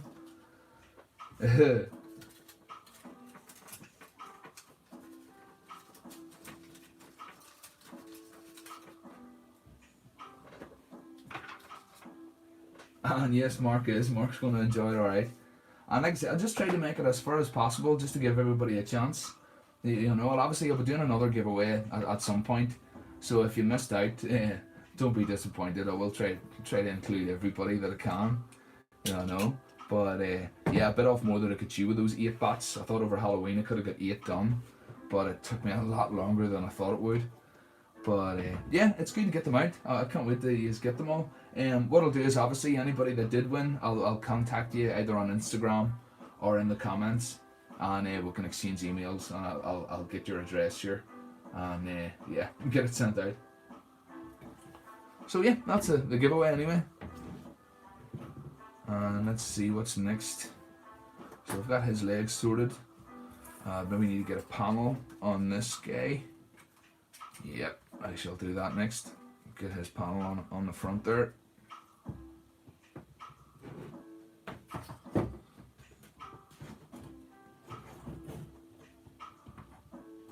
Oh, nice one, Tom. Supporting the group there. Happy days.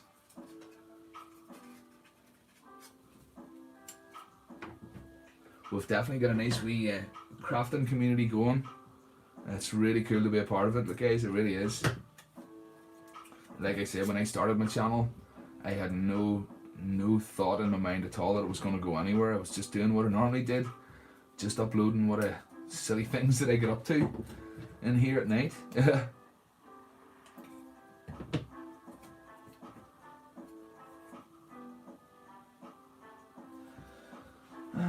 Bric-a-brac, by the way, if you just occurred to me that if any of those connects ball joint clips spur, they could make good robot claws. Oh yeah, they could. Oh yeah, they could. Yep, especially for slightly smaller bots.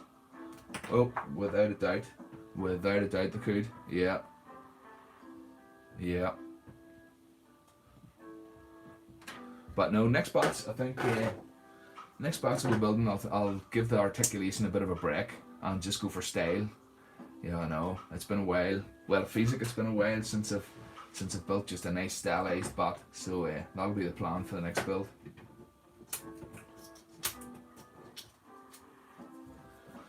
Model kit bucket list. Actually, the wheel in that Mac Pro is in its case. Maybe Katina could pull the guts and send them, then you could rebox them. Alright. Basically, the conclusion we came to, model kit bucket list, was that I would just be safer putting any money into a new PC. You know, the fact of just buying a new PC and having it back under warranty and stuff, and not needing to worry. So that was a sort of, I think he really was just being really nice and trying to get me sorted out kind of thing. Yeah, I don't think it's worth getting it this far to put that much money into it when you know. I would be safer buying a new one. I think so. But yeah, model kit bucket list. Thanks for being here. Anyway, what about you? This is I think it's the first time I've seen you in the chat.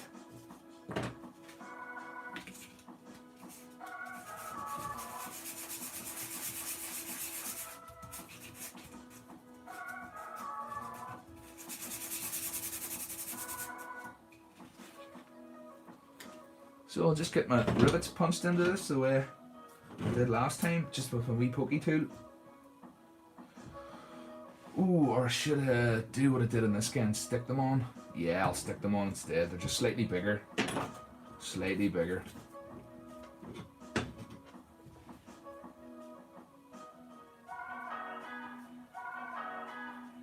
Nice one, model kit bucket list. There's a new channel there. I shall check that out. Make sure you check and give it a look. Sonny, nice one. What about you, Sonny? Good to see you here. So yeah, I'll stick that on there, something like that, and then on top of that, I'll give him his kind of eyepiece, if you want to call it that, just with my plastic tubing. You know, so I'll get this stuck on and get some rivets on. Oh, nice one, Bric-a-brac. Yeah. Thank you. Okay. I'll just mark with my pencil here where I need to concentrate my glue.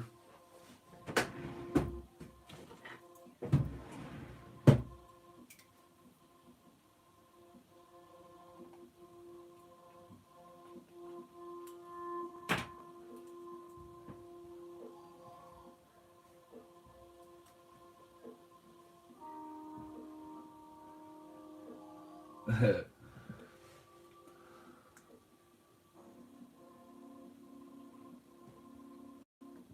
yeah, there's 26 watching. I think that's the most I've ever had watching. Thank you everyone for jumping in. If you're lurking there, feel free to jump into the chat and say hello. But yeah, nice one. Very surprised. I'll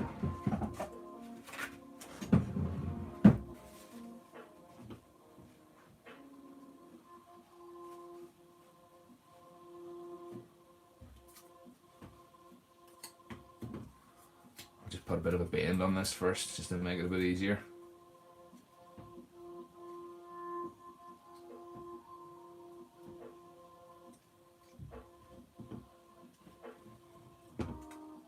I think I've said it before, but anybody else working on any projects worth mentioning?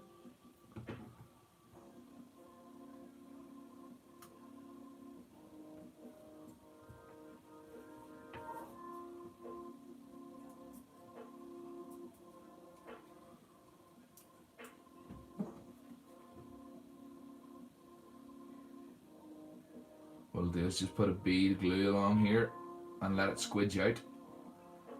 Something like that. And then I'll come back with my baking powder and I'll just put a nice thick weld line in there.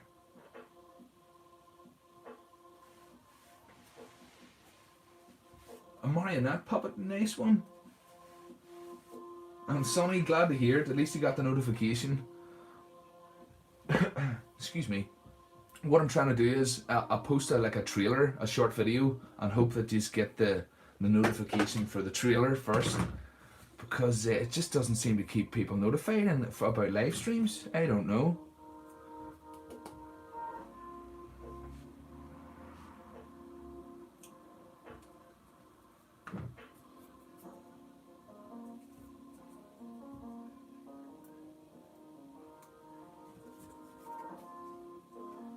Just get some glue along here, get a nice good weld line.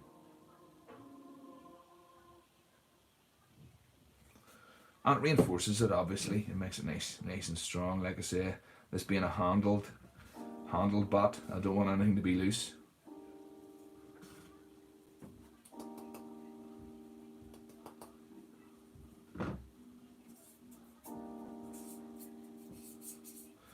Now I'll just come back with my rivets, and like this guy, put some rivets on.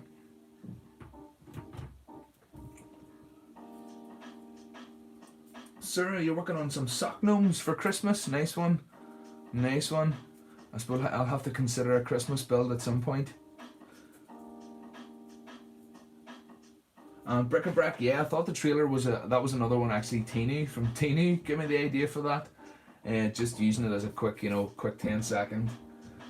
And then plus I get to use Ted's animations, which is just brilliant. Those animations are awesome. BP Customs, nice one, man. What about you? About to drive to work, so I'll just be on audio. No problem, man. Great to have you here. Thank you. I appreciate it. I was saying this is my busiest Sunday night stream yet. There's 28 people. Let me know if I've missed you. Sorry if I've missed anybody in the chat. But I'm sure my mods there will keep me right. Qjin, I always love watching channel. No worries, Qjin. Thanks for jumping in. Catch you later. Have a good night. Enjoy the rest of your Sunday. I shall see you in the next one.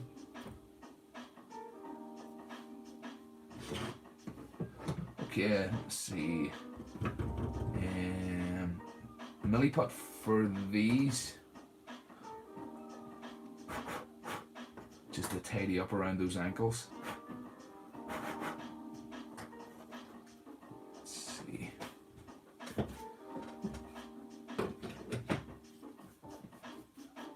Just get most of that baking powder off.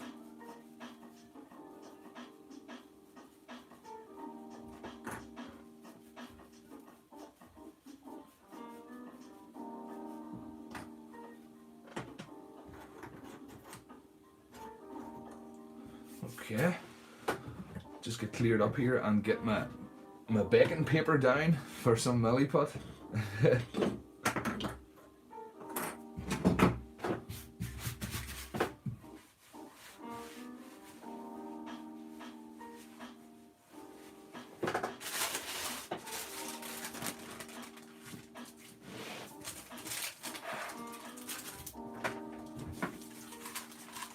just to try and keep my cutting mat half decent.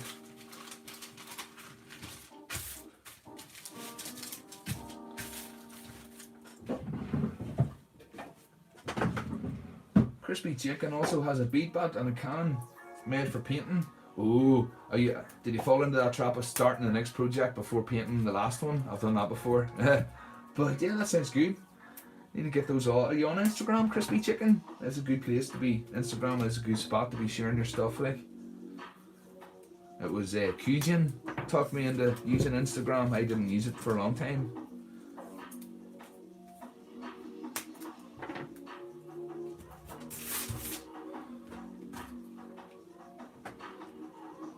Bring Crumb back into shot there. Why not? You can sit there.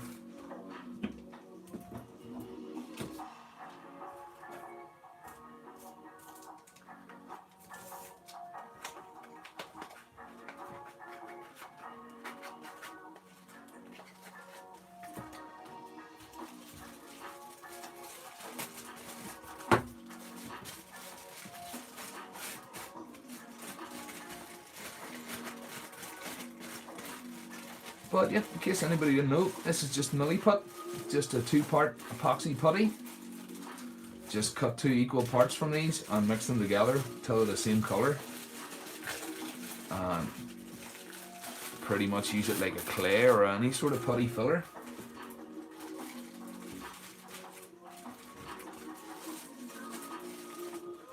And Tom, you've got a bead bat going as well. Got one halfway through painting and one half nice one. Okay, maybe have to build some bead bats in, will I? I've got plenty of beads now that Melanie sort of made with all that costume jewellery. And I was saying there a few streams ago, Melanie, my girlfriend, went to the charity shop and bought a load of wooden costume jewellery, and then sat and took it all apart and got me loads of different size beads for next to nothing.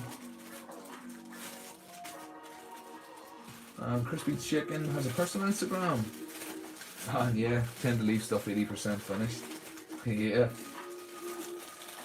Model kit bucket list, making a bat out of a broken electrical fan and a fridge filter. Nice one, and thank you. Thank you. Well, model kit bucket list.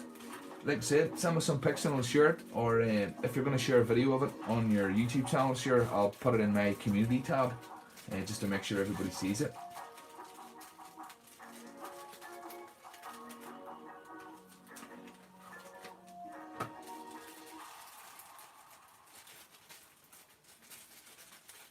Hi Tom, 3 bats need photographing.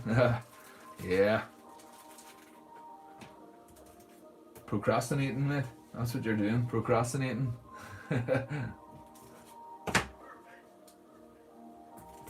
Ben, nice one Ben, what about you? Playing with Milliput as well? Oh yeah, good stuff.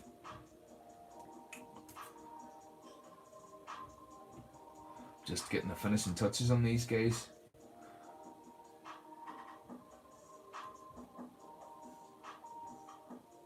But yeah, Milliput, it's great stuff. I definitely love it. Nice and cheap, and can be used for so many things.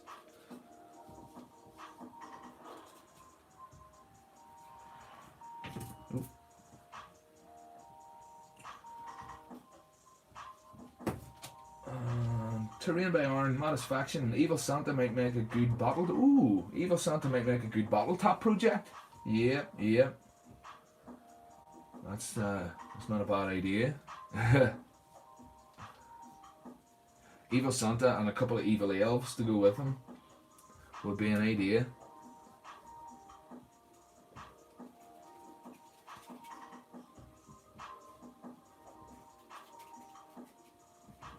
Yeah, Evil Santa bat. Well, yeah, I'll definitely be doing a Christmas build of some kind. I was talking to Mel about it last night. The way I was talking about it was basically Santa doesn't have really any aesthetics that, you know, if you take what makes Santa Santa and put it on a list and you say, right, you've got his red suit and his white cuffs and his black boots and his black belt, maybe a black buckle, and obviously his Christmas hat and his beard, and then you take all that and you want to take something from that to make a bat from, and none of it just appeals to me. It's going to have to be really forced. But I think once I start it, I'll get into it one way or another. Yeah, I know. And Tom, you're gonna make Satan claws. Yeah. And crispy chicken and nutcracker. Yeah, a nutcracker bot. That could be an idea as well. An evil nutcracker. But no, I think after talking about it with Mel, I think that the I want to push myself to do something I'm not, I don't really want to do. Well, instant you say evil Santa bot, I think like, yeah, okay. So I think if I push myself to design that, it could turn out better than I expect. You know. Matt, let's see. Red coat equals coat of fire. Beard made of buzzsaws. Coal grenades. There we go. Sorted. Next one, Matt. That's yeah. Mutant robot reindeer. Yeah. Or I did think of like a rocket a rocket sleigh.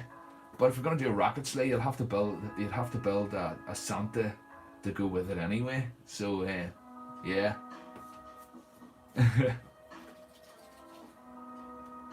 BP Customs, did I see? I sure did. I haven't watched it all yet. I've seen the thumbnail for it there. I actually clicked on it for a few minutes before I jumped into the stream. I haven't watched it all, but it looks massive.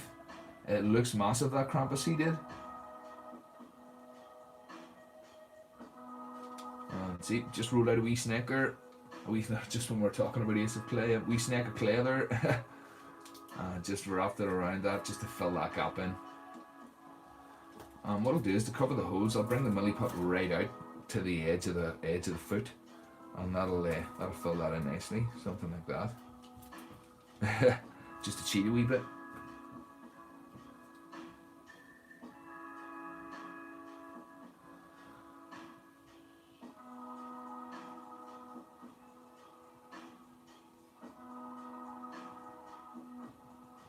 Yeah, Krampus. Yeah, you like that idea, Matt? Krampus, a robotic Krampus. Yeah, that could be cool too. Actually, yeah, that's true. And Krampus, he steals children. Is that what he does? He as far as I remember the Krampus story, he steals children. That could be cool too to give him some kind of, build that into the robot design sort of thing.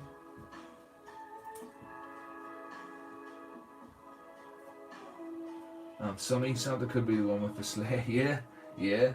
That's what I thought, Sonny. If I build like a rocket-powered sort of mecha sled, I would have to build a kick-ass Santa to go with it. That could be biting off a bit too much. And Tom, you really want to make a robot version of Eddie? Oh yeah, Iron Maiden's Eddie. Oh yeah, I hear you, man. If anybody doesn't know Eddie, Iron Maiden's Eddie, it's like a steampunk kind of robotic skeleton that they use for their logo. It's quite cool. If anything was a bit ahead of its time, would it have been the whole Iron Maiden logo? And yes, Matt, there we go, nice one. Yep, Krampus steals the kids. There we go. That could be cool, some sort of child snatcher bot. But at the minute, I'm fairly set on an evil Santa. I think I'm pretty set on that. I think that's the way to go.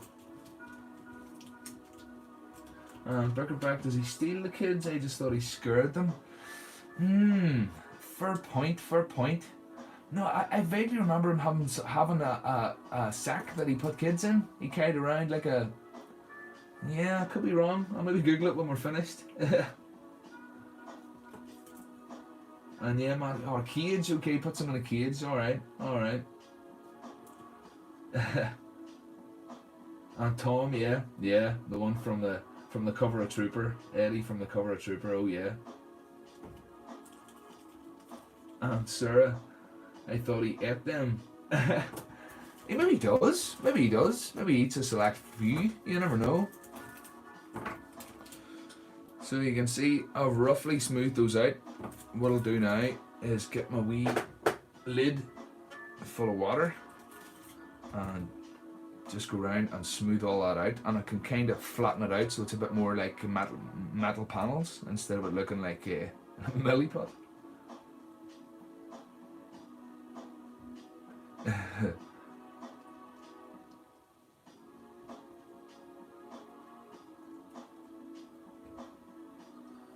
But nah, it's a bit early to be talking about Christmas builds. Come on. Although the shops are playing the music already. There's no holding it back now.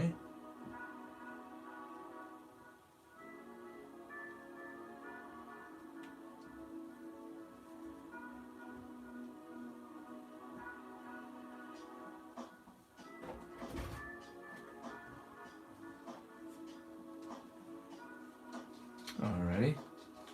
That's the one smoothed out. Oh well, Sam. Good boy, mate. There's the pup in saying here, "You've been ignoring me. Come on." Good lad.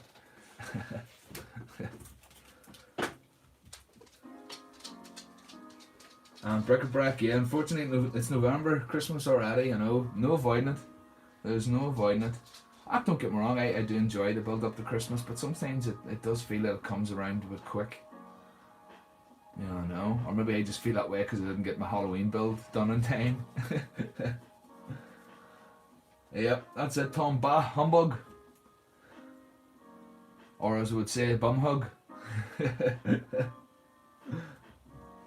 Ha, bum hug.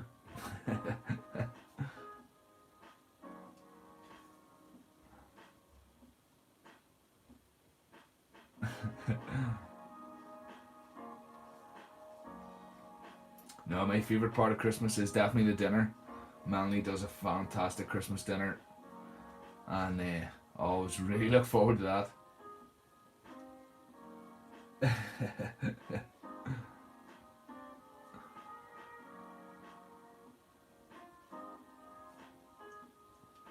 Alrighty, I think that's all pretty well blended. Just kind of squared it off a wee bit, just so it's not so round. And yeah, bric-a-brac, week in one, oh yeah. And the leftovers, oh, the leftovers. Love the Christmas leftovers.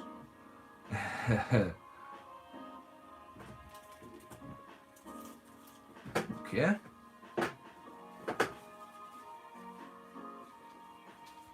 Matt, what entails an Irish Christmas dinner? Pretty much the same, I would say. You've your turkey, your roast potatoes, your veg, you know, carrots, peas. We've got stuffing, some ham, maybe some applesauce, maybe some sausage rolls or pigs and blankets, as you would say. Oh yeah, yeah.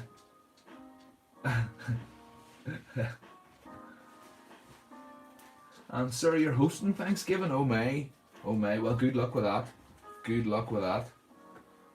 Hosting. Yeah, no thanks. Tom, your favourite part of Christmas is February. Yeah.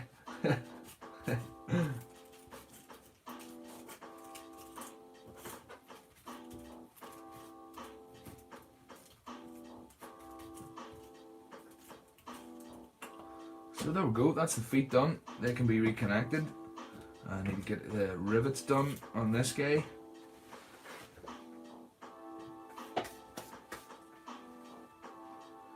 And Matt, pigs and blankets. What we need to. Wait, do you not have pigs and blankets for your Christmas dinner? Oh, come on. You're missing out. You're missing out. No thanks. No? Oh well. Well, you need to add that. So you do. Let's see. Rivets.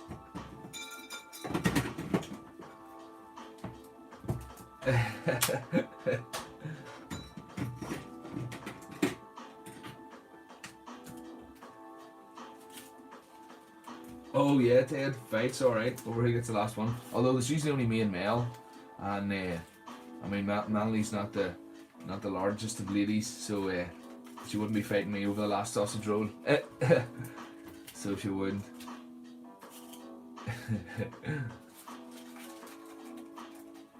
Oh yeah, sausage and bacon. Yeah, you can't beat it. Oh come on, guys, you're making me hungry.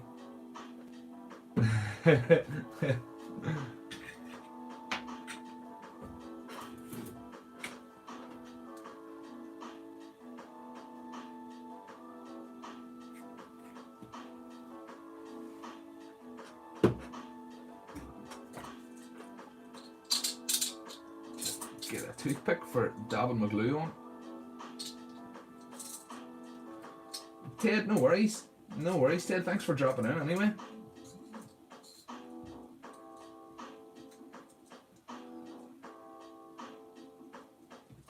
Oh, a nice one. Are you doing a wee bit more animation there? Oh, I look forward to see that, Ted. Look forward to see that. I'll catch you later. And Matt, you just had some soup. Nah, wrong. Wrong. Soup, terrible. You want some sausage rolls? So you do.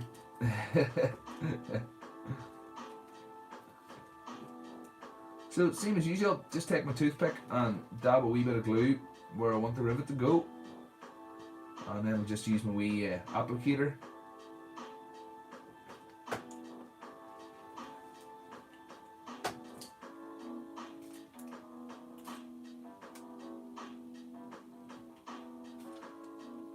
Just keeps it tidy.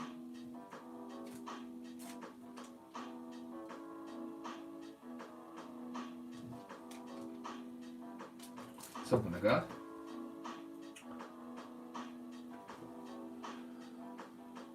Ted, Firebot's like 40% done taking it. Yeah, okay. Well, you'll get there, man. You'll get there. Don't rush these things. I'm sure I'll catch you later. Have a good night, man.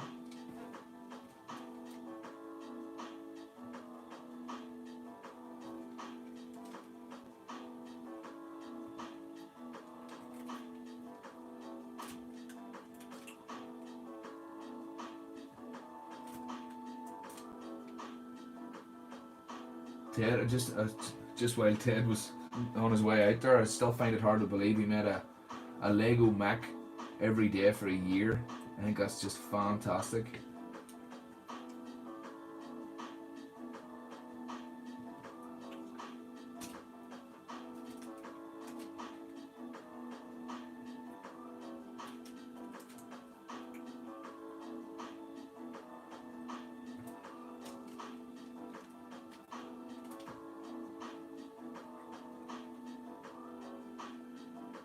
I just work from the other side now just to try and get the last ones even.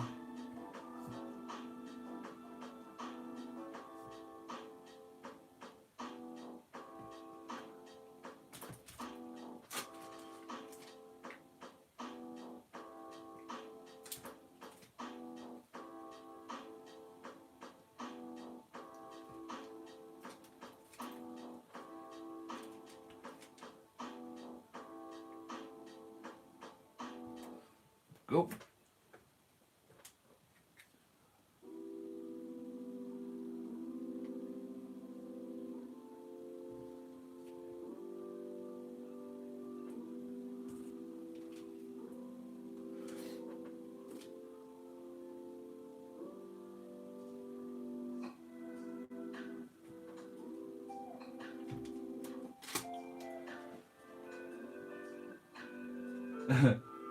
Matt, so picture this, a sausage roll mac. Oh yeah, okay. Sausage roll mac. And would it be dispensing sausage rolls? Because that's the kind of mac I am one. You know, like when you say that, the first thing I think of is a mac made out of sausage rolls. Didn't even really think about it. Maybe a mac that dispenses sausage rolls. And yeah, Tom, every day for a year there, he made a bot from Lego.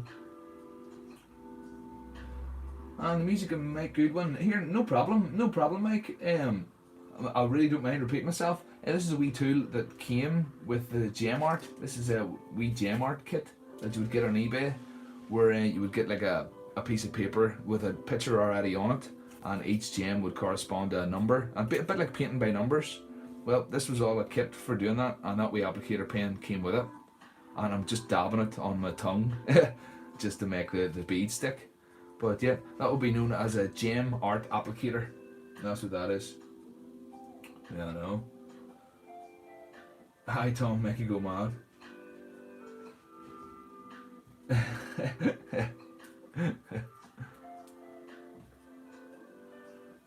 Let's see. Do I want any more rivets on this guy? I don't think so. Oh, wait, maybe a couple on the back here.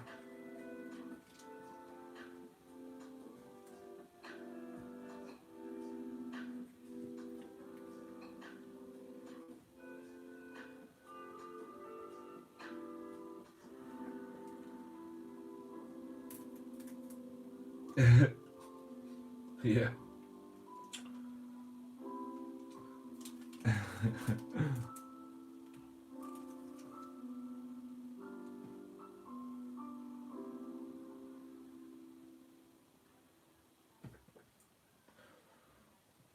Tom, I think he means the one with the milliput handle.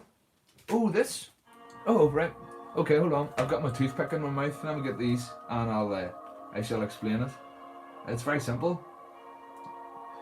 Let's see. This was taken, one of these craft knife blades, just a replacement blade for that, and putting a pinch of milliput on the top and bottom, and I just use it for cutting milliput. You know, it's my milliput knife.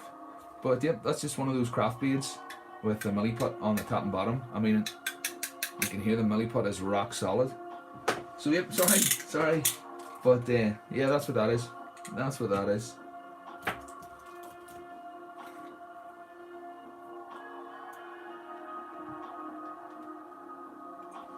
Next one, Aaron. Good night, mate. Thanks for stopping by. I shall catch you in the next one.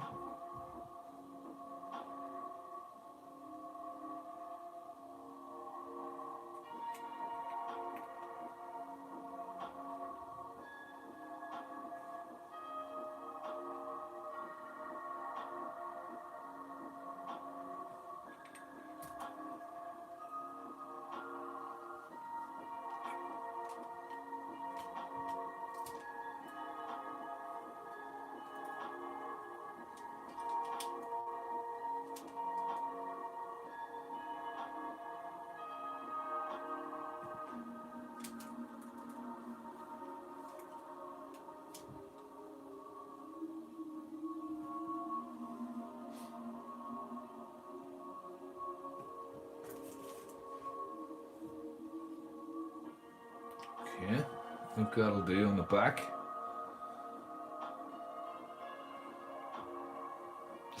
Yep.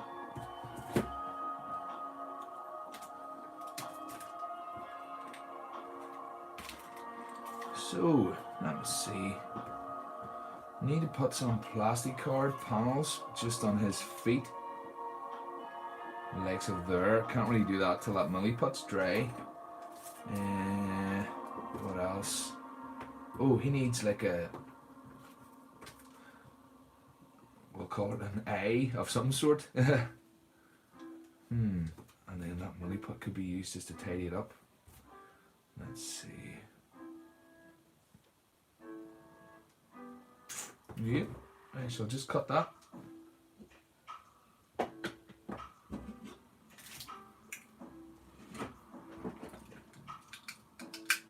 Ali Rojas, nice one. Good to have you back, mate.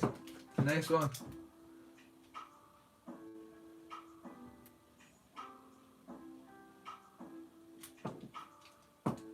Mike, your favourite tool is a goose snack off a desk lamp, minus the lamp. I have a satay stick stuck in there and then I can mount bats in it for painting. Brilliant, brilliant. Okay.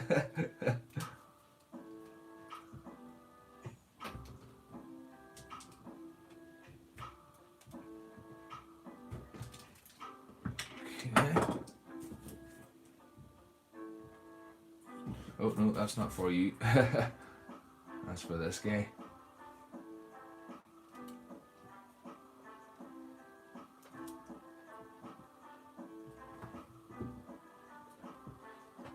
Okay.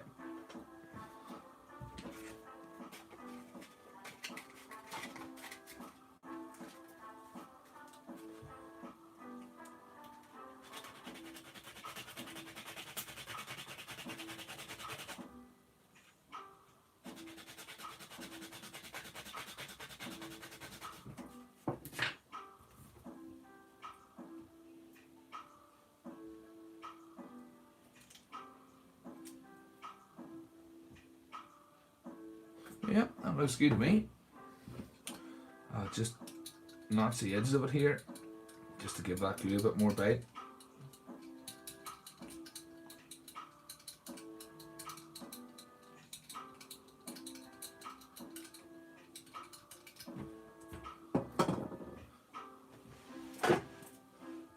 Let's see, where's there?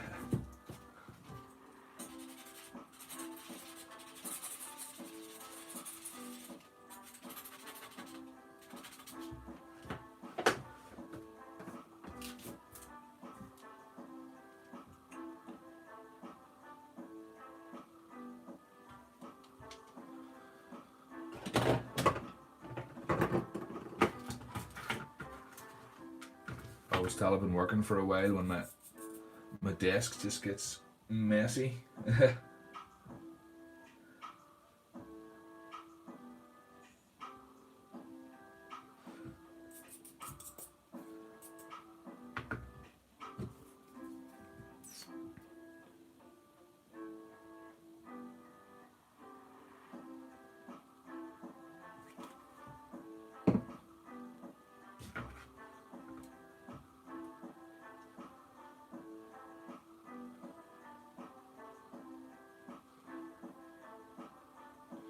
Just make sure that's nice and central.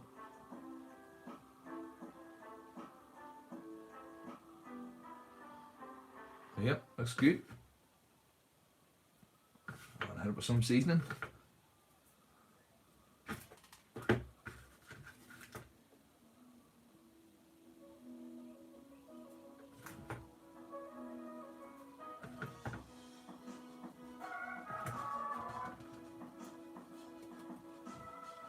Cool. And then what I'm going to do is hit this with my activator spray. Okay, this stuff here, just to get that glue dry, and then I can use up this tiny piece of milliput that I have left just to seal around that.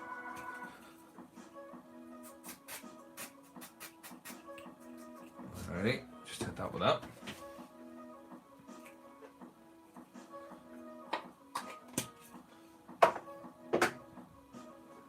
Cheers. Alrighty.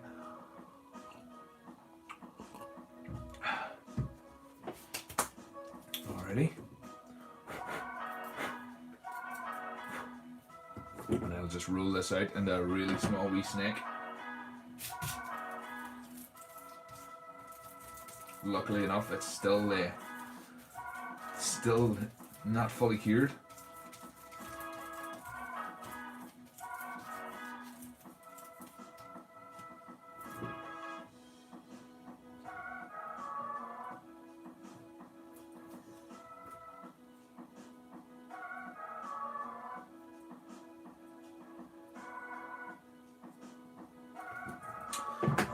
Get my wee silicone tool here. Yeah, this boy here. You bought some runny CA glue when you're up in the city and I make a real mess with it. Do you have a preference for yeah? Yeah, I know what you mean. With the extra runny glue can be, that's why I use this, keep this cheap stuff. This cheap 151, it's extremely runny. So and then the stuff that I use is more like a gel. It's a miter bond gel. Yeah, no, it would be considered a very extremely thick glue. Yeah. The runny glue can be terrible. It runs everywhere and you don't know it has run everywhere.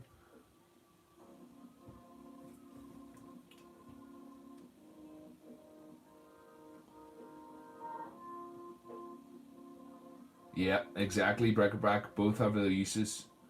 Definitely, that's why I like to keep the two different types.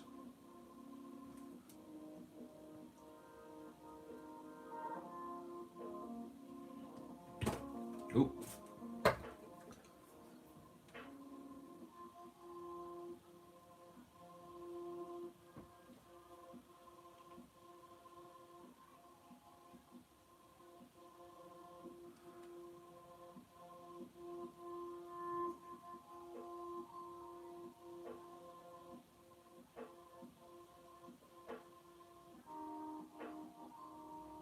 That's it, yeah, Mike. The runny wicks a lot. Yeah, that's what I like about the runny stuff. Yeah, no, you can let it sort of wick between two surfaces, whereas the gel won't do that. But yeah, it's definitely handy for running between tight places. Yeah.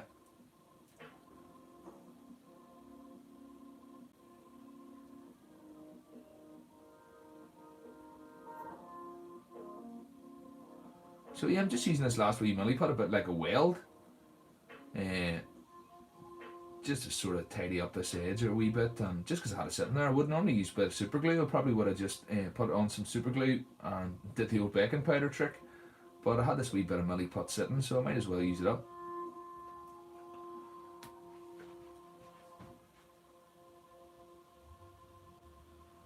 That's it, bric-a-brac, yeah. Learning what's good and what isn't. And everybody has their own preferences, I suppose, as well.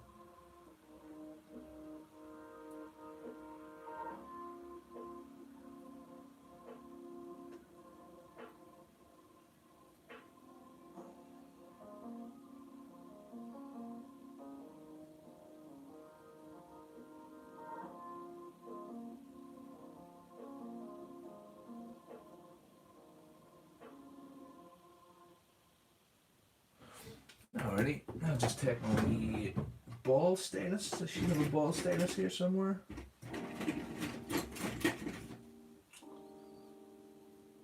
No, maybe not. Oh, this should do it.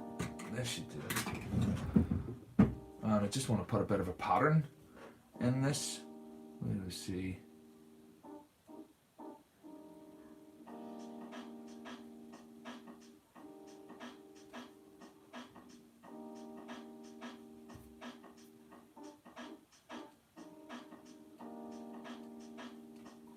Something like that. But I'll grind in one direction and then turn the tool over and grind it in the opposite direction. That should give it a wee bit of interest anyway.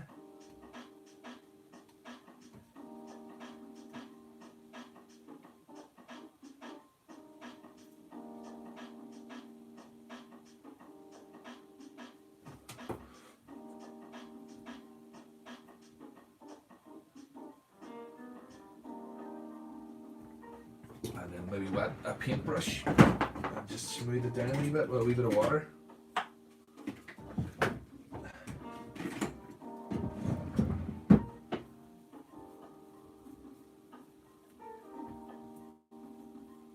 And yeah, bric-a-brac, yep. That's what I'm trying my best to do here now. Hopefully when I hit this with a wee bit of water, this should look a bit more like a weld line. Just smooth it out a wee bit.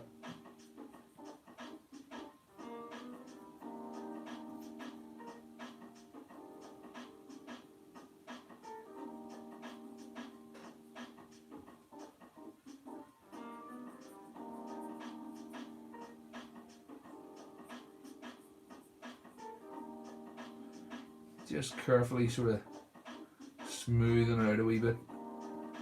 Make it look a bit more like a weld.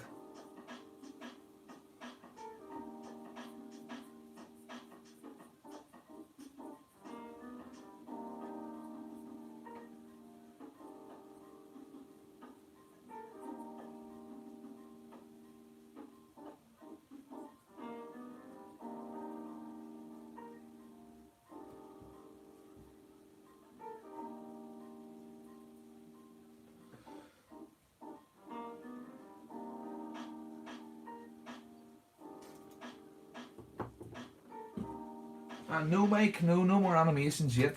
No more animations. I'll maybe do a wee bit of animation on these guys before I stick them into the post. Yeah, I know. But no more animation yet.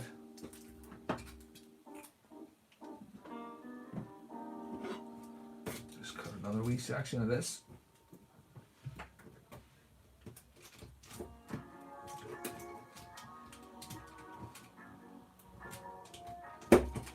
Go.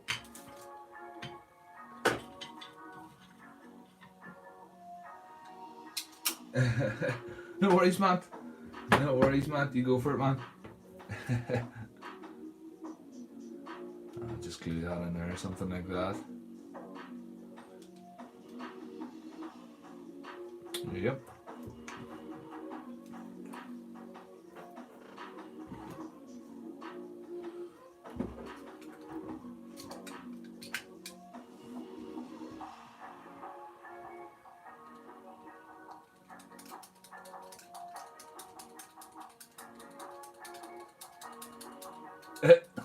Nobody calls it a wash closet. No, just Matt. Matt does. Just Matt.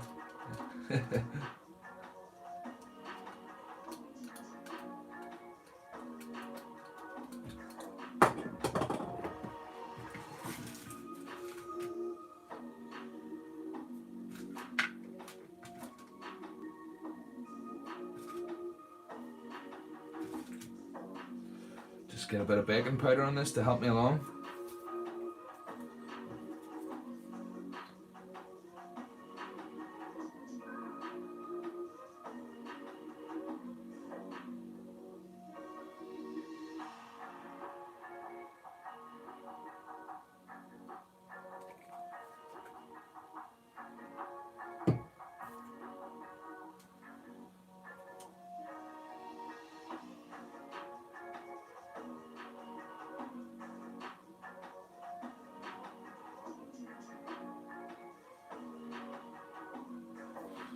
Oh.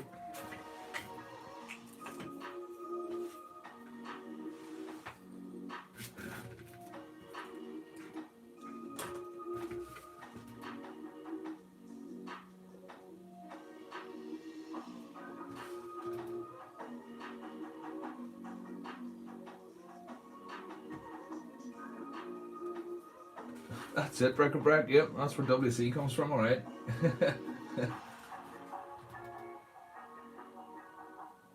And thank you, Model Kit Bucket List.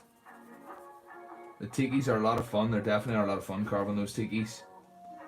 And that was just from fresh wood, so they're quite easy to carve.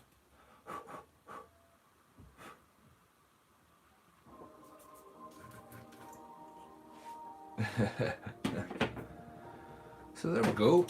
That's his A piece on.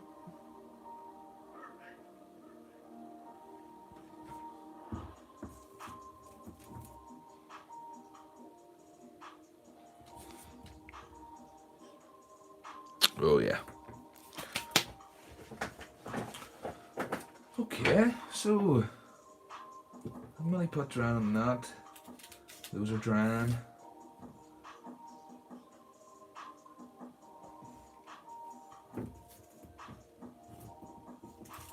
Yeah, I think that's about me for tonight anyway. I think so. I need to speak to Mark about the idea of putting a nose on this guy. I think I will, but I'll send him a bit of a picture first to see what he thinks. But he needs a nose, in my opinion. He does need a nose. Yeah. Need to get a few more details on this guy. A few more bits of plastic card panels and stuff. Or I could just use my rivets. But I think I'll make his legs more look like this guy's arms. Just so they tie together. Yeah, I know. And thank you, Ali. Oh yeah. Look at the boys. Oh yeah.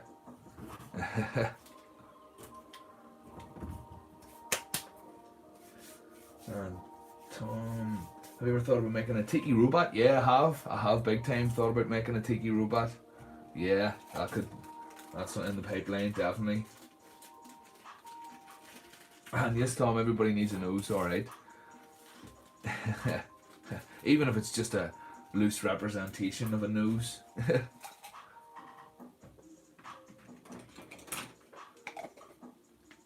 But yeah, thanks very much, everyone. That was a good night. That was a good night's work. And not much more to do now at all. I can get them primed, and that's when they really start to pop when you get the paint on. So yeah, and I appreciate everyone. I appreciate everyone for jumping in, especially in the chat. Thank you. It definitely keeps me going. Although sometimes I do get a bit distracted, but I'll get the hang of it. I'll get the hang of it. You know, I know. And yes, oh like I've said, still need to make his eyes as well, so I'll have to do that. So I'll maybe plan another stream for maybe Tuesday night. Well, tomorrow's Monday, so maybe Tuesday night. Yeah. And thanks Tom, thanks Ali. And yes, Model Kit Bucket List, a facial mounted scent sensor. That's a mouthful. A facial mounted sensor. Yeah, I got it the first time, didn't I? But yeah, nice one. Model Kit Bucket List. A nice one, bric-a-brac. I'm glad to hear it. Streamers normally getting nothing done at all because they're busy chatting. Good, I'm glad to hear it, because yeah, I always have a sort of wee agenda of what I want to get done, and I really did think this guy would have been complete. Well, he pretty much is complete. Yeah, no eyes, but sure, you know, I know. But yeah, the chat was great. The chat was great. Ben, thank you, man. I appreciate it. And yes, bric-a-brac. What I'll do is that nose. Yeah, I'll maybe try and make a wee sketch out the cockpit nose. Yeah, definitely. Cut out some of my thin strips of plastic card and just kind of, what would you call it, cage it out kind of thing with some rivets and stuff. Oh yeah, man, that will be very nice. That will be very nice. Yeah, I'll try to sketch that out for next stream. Yeah, I know. So yeah, like I said, thanks. Really do appreciate it, everyone. And sure, I shall see you in the next one. And take it easy, look after yourselves. Bye.